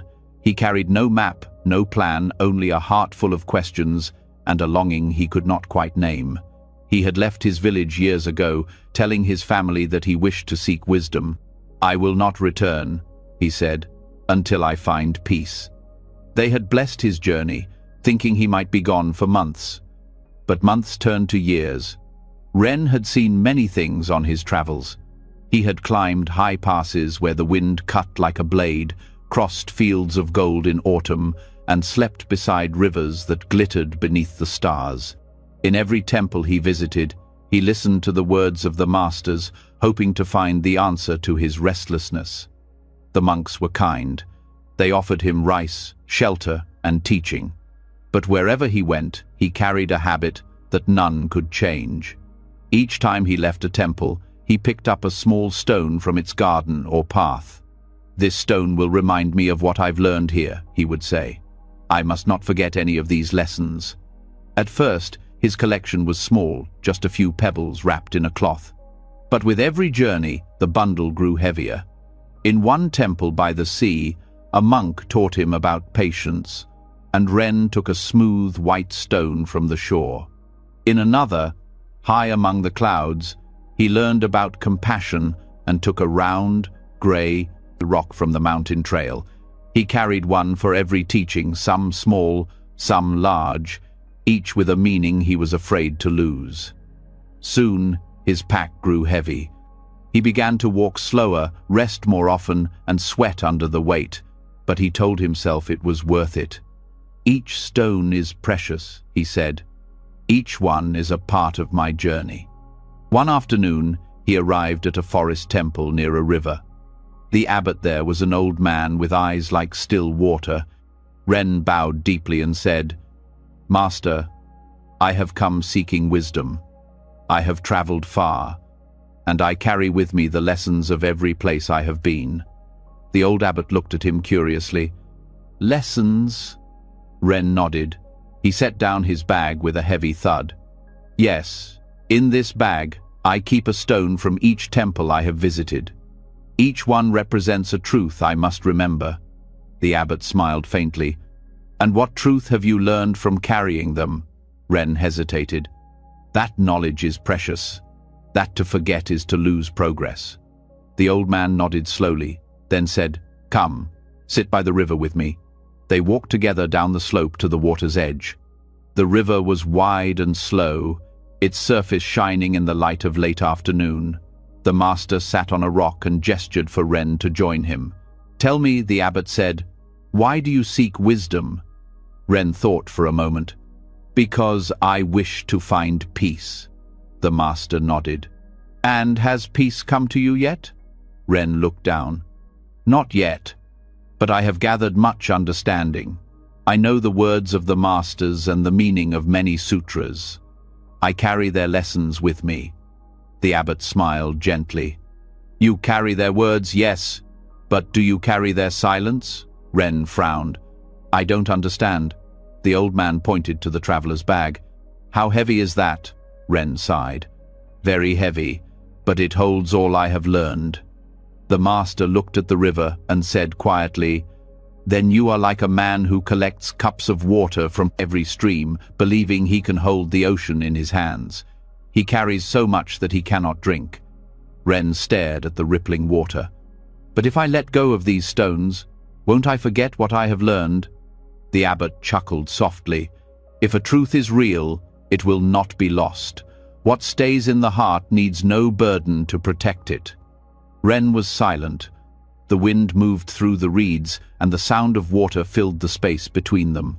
After a long moment, the master said, "Take off your bag." Ren hesitated but obeyed. He slipped the straps from his shoulders, and the weight dropped from him like a sigh. "Now," said the master, "walk along the riverbank." Ren did as he was told. He walked a few steps and stopped. His body felt light, almost unfamiliar. The air seemed clearer, his breath easier. The master called out, "How does it feel to walk without the weight?" Ren smiled faintly. "It feels free." "Then why not walk farther?" Ren turned back toward his bag. "But my stones." The master shook his head. The stones will stay. The lessons will travel. Ren sat down by the river, looking at the bag resting on the ground. He untied the knot and reached inside. His hands moved through the cool, rough stones. Each one brought back a memory: the sea breeze, the mountain fog, the faces of kind monks who had once guided him. He picked up one smooth, dark, and small. "This," he said, "reminds me of patience." The master nodded. "Good. Now, can you feel patience without holding the stone?" Ren thought for a moment, then placed the stone in his palm. He breathed slowly, remembering the calm of the sea, the rhythm of the waves. The feeling returned easily. "Yes," he said softly, "it's still here." The master smiled. "Then you can release the stone." Ren hesitated but dropped it into the river. It vanished beneath the surface with a quiet splash. He took another grey and rough.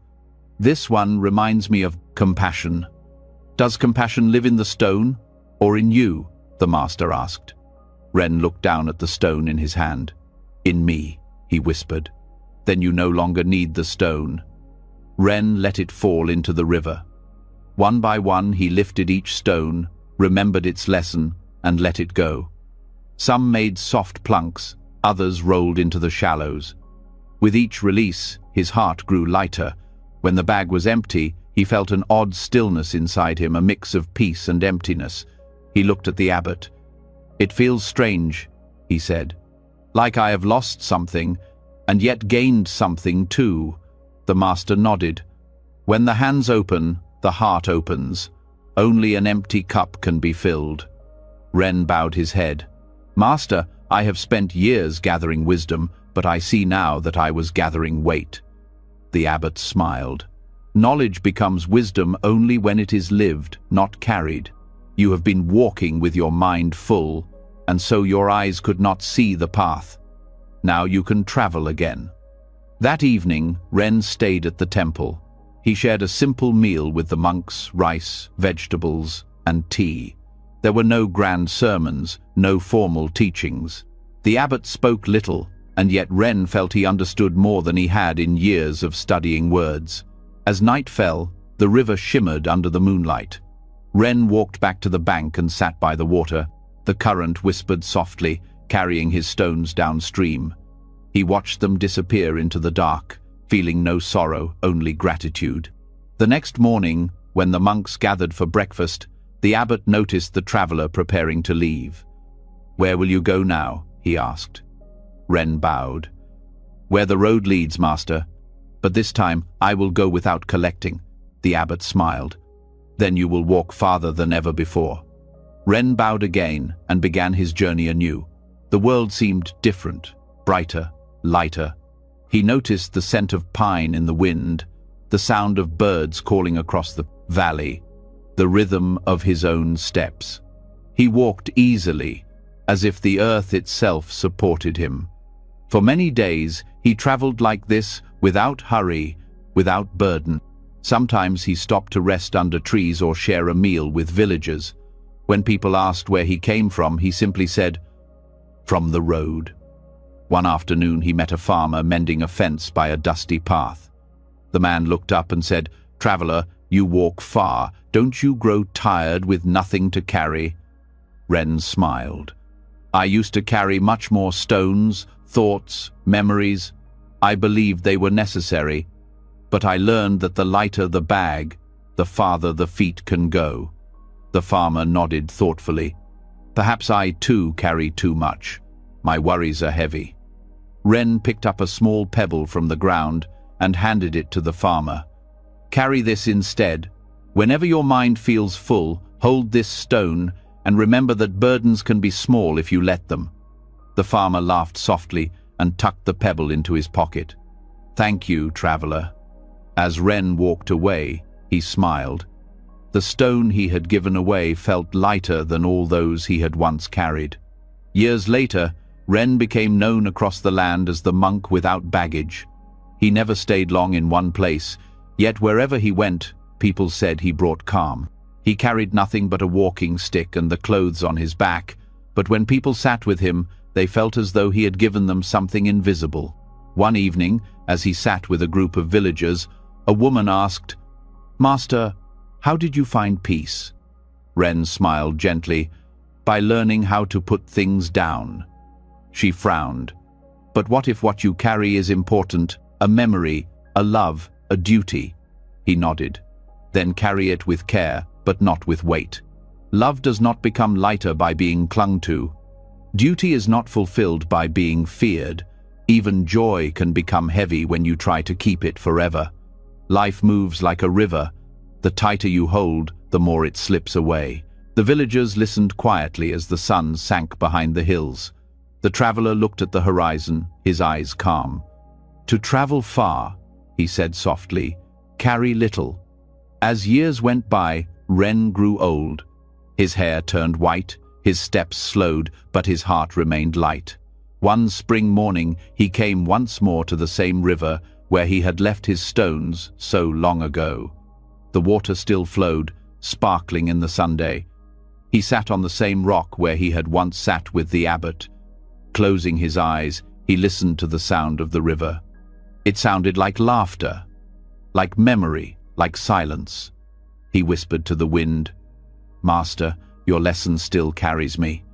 He reached down, picked up a small stone from the riverbed, and turned it over in his hand.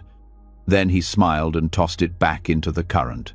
When a passing monk saw him there later that day, he found the traveler sitting peacefully, his head bowed, as if asleep. The river flowed beside him, endless and free. The monk buried him by the bank, beneath a tree that leaned gently toward the water. He placed a single stone upon the grave, a stone smooth from the river's touch. Years later, travelers who stopped by the river often noticed the stone shining softly in the light.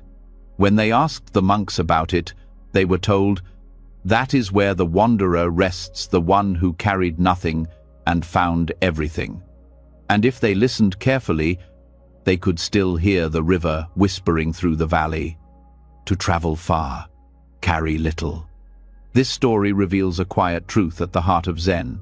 Peace is not found in what we hold, but in what we release.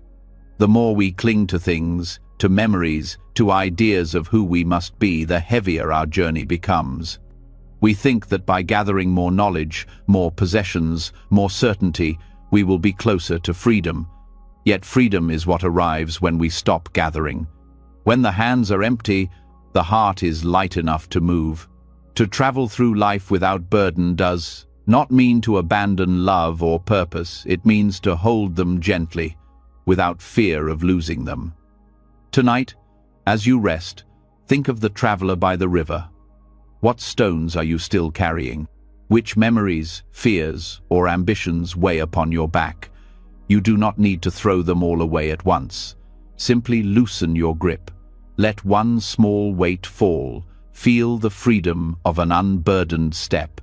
Because to travel far, to live deeply, you must carry little. In a temple high on a mountain, where the air was thin and the night stretched long and cold, the monks carried lanterns to light their way. Each evening, when darkness fell and the wind began to move through the pine trees, small golden flames flickered across the temple grounds, soft lights against the vast sky. Among the monks there was one named Keiji, a young man devoted and sincere. He had come to the temple seeking peace, yet his mind was often restless. He feared mistakes, feared losing what he loved, feared doing wrong. Even his devotion carried a trace of anxiety, as though he believed the smallest carelessness might undo everything he worked for. One winter evening, as the monks prepared for meditation, a strong wind began to blow across the courtyard. The lanterns swayed, their flames bending and shrinking. Keiji was carrying his own lantern toward the main hall when the wind nearly extinguished it. He gasped, shielding it quickly with both hands. The flame flickered weakly but held. As he walked, he kept his palms close, cupping them tightly around the glass. "I must protect it," he thought. "If it goes out, I will be careless in my duty." The wind howled louder. Keiji drew the lantern closer to his chest, wrapping his sleeves around it. He could feel its small heat against his robe. But soon the air inside the lantern grew thin, and the flame began to struggle. It sputtered, dimmed, and finally vanished into smoke. KG froze. He opened the lantern quickly, fanning it with his hands, but the flame was gone. Only darkness and the faint smell of burnt oil remained. He stood there in the courtyard, heart heavy. Around him, the other monks' lanterns still glowed, swaying gently in the wind. He looked down at his, dark and lifeless, and felt shame rise within him. "Why?" he whispered to the night. "I tried so hard to protect you." He carried the extinguished lantern to the meditation hall and placed it near the entrance, his shoulders slumped. The old master noticed his troubled face, but said nothing until the prayers were finished. When the chanting ended and silence filled the hall, the master turned to him. "KG," he said softly, "why does your light not shine tonight?" KG bowed low. "Master, the wind was strong. I tried to protect the flame, but in shielding it, I smothered it. I failed." The master looked at him for a long moment, his expression neither stern nor kind, only full of understanding. "Come with me," he said. They stepped outside. The wind had quieted, leaving the air still and cold. The moon hung low over the valley, and the night smelled of pine and snow. The master led KG to the edge of the courtyard, where a single lantern still burned by the garden wall. Its light shimmered softly against the stone. "Look closely," the master said. "See how it moves?" KG nodded. The flame bent gently in the small breeze, then lifted again, steady and bright. "The wind touches it," the master said, "but it does not die. Why?" KG thought for a moment. "Because it is open," he said finally. "The air moves through it." The master smiled. "Yes, it breathes." He turned to KG. "You tried to protect your light by closing it off from the wind, but in doing so, you took away its breath. You cannot protect light by clutching it, only by letting it breathe." KG lowered his eyes. "I only wanted to keep it safe." The master nodded. "And in your fear of losing it, you lost it. This is how we treat many things we love: our peace, our faith, our happiness. We hold them too tightly, and they vanish. The light needs space to live, just as the heart does." KG listened silently. The flame beside them swayed again in the wind, steady and alive. The master continued, "To protect something truly, you must allow it to move. A flame cannot survive in stillness, and neither can the spirit. Both die when they are closed away from life." That night, KG returned to his quarters. He sat beside the dark lantern, staring at its cold glass. The master's words echoed in his mind. He realized that what had gone out was not only the flame, but his trust, his ability to let things exist without fear. He slept little. In the morning, before dawn, he took his lantern back to the courtyard and relit it. The air was calm, and the first light of morning painted the snow silver. He carried the flame gently this time, not too close, not too far, letting the air flow around it. The flame danced freely, bright and soft. He smiled to himself. Over the next weeks, KG thought often about what the master had said. He began to notice how he carried other parts of his life, his studies, his prayers, even his friendships. He guarded them all so carefully that there was no room left for ease or joy. He realized that his fear of losing peace had become the very thing keeping him from it. One afternoon, while sweeping the meditation hall, he watched a bird fly through the open door and perch on a beam above the altar. It stayed there for a while, tilting its head, then flew back out into the sky. He thought, if I tried to keep it, it would stop singing. Only freedom lets it live. That evening, during meditation, the master said, "Peace is not something you hold, it is something that holds you. It comes when you stop gripping life so tightly that it cannot move." KG understood. Years passed. and the young monk grew into a calm, thoughtful man. One winter night, a new novice joined the temple. The boy was nervous, eager to please, always afraid of doing wrong. He reminded Keiji of himself long ago.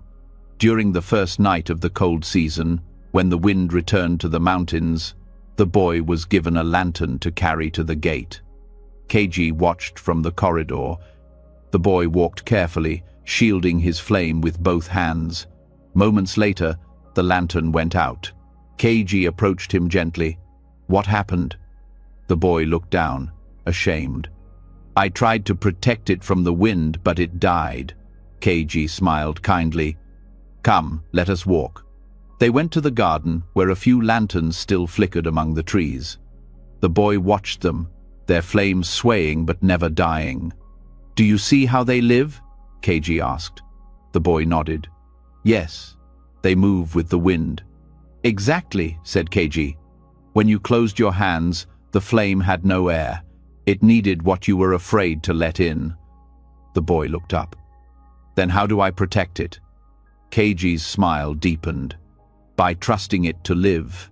You cannot protect light by clutching it, only by letting it breathe." The boy stood in silence, letting the words sink in. The wind brushed against them softly, and the lanterns danced in the night. From that day on, Keiji began teaching the younger monks about the balance between care and control. He told them, "Fear is like a hand that grips too tightly. It tries to hold peace, but instead it crushes it." He reminded them that love, too, could be smothered by possession, that faith could be suffocated by certainty, and that joy could fade when held too firmly. "Light lives in openness," he would say. "So does everything worth keeping." The lesson of the lantern spread quietly among the monks. They began to notice how often they tried to shield their inner flame, protecting their thoughts, their time, their emotions so fiercely that their spirits grew small. Slowly, they learned to let things breathe again. Their friendships, their laughter, their prayers. Even the temple itself began to feel lighter. Years later, when Keiji had grown old, he sat one evening with a young monk by the temple gate. The boy had been struggling with fear of failure. "Master," he said, "I'm afraid of making mistakes. Every time I try to meditate, my thoughts wander. I try to hold still, but peace slips away." Keiji looked at him kindly. "You are trying to trap peace, just as I once tried to trap a flame. But peace is not a thing to be trapped. It is the space between breaths. When you clutch at it, you lose it. When you let yourself breathe, it finds you." The young monk looked down. "It sounds simple, but it feels difficult." Keiji laughed softly. "All truths sound simple. It is we who make them hard. Let go of your trying, and peace will come like air into an open hand." That night, the wind rose again. The monks went about lighting their lanterns, the flames dancing like golden petals in the dark. Keiji watched them from the steps, his eyes calm, his heart quiet. He thought of that night long ago, the night his flame had gone out, and smiled. What he once saw as failure had become his greatest teaching. As he sat there, a gust of wind passed through the courtyard. The lanterns swayed, and some flickered low. One went out completely. A young monk nearby rushed to relight it, but Keiji stopped him. "Let it be," he said softly.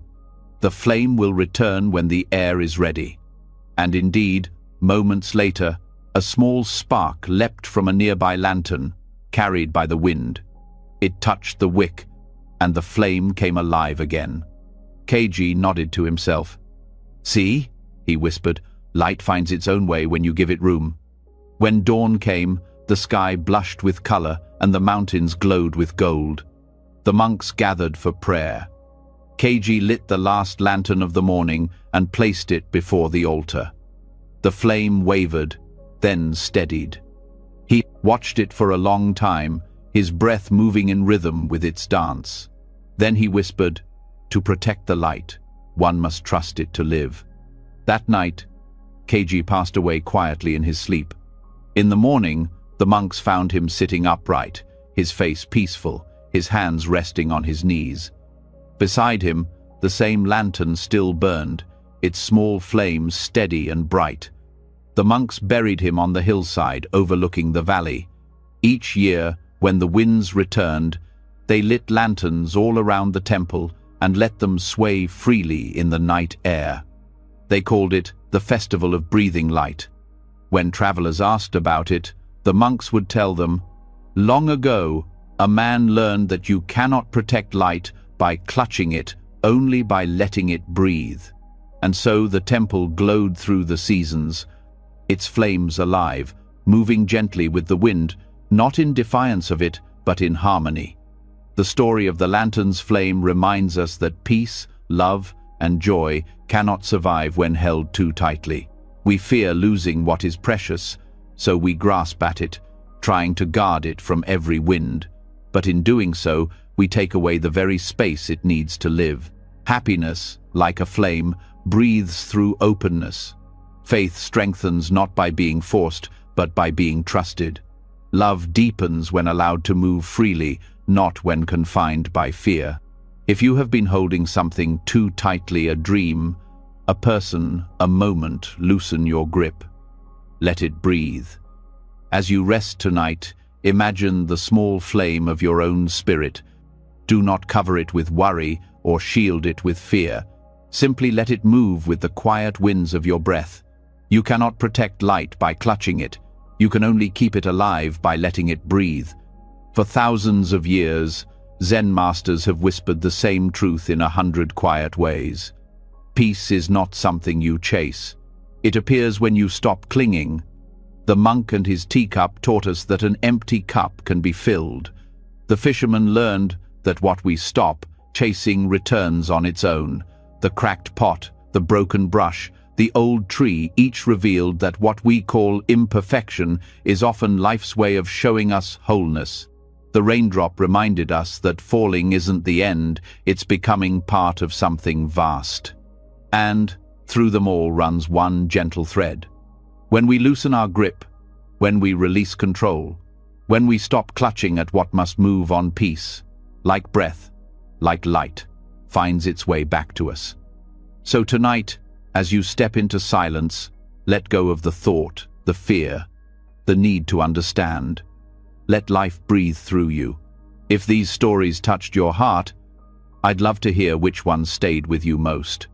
Leave a comment below. Your reflections may become someone else's moment of peace. And if you wish to walk further on this quiet path together, subscribe to the channel. Each week, we'll share more Zen stories, soft lanterns for the mind, reminders that letting go is not losing, but returning home. Let go, breathe, be still, peace will find you.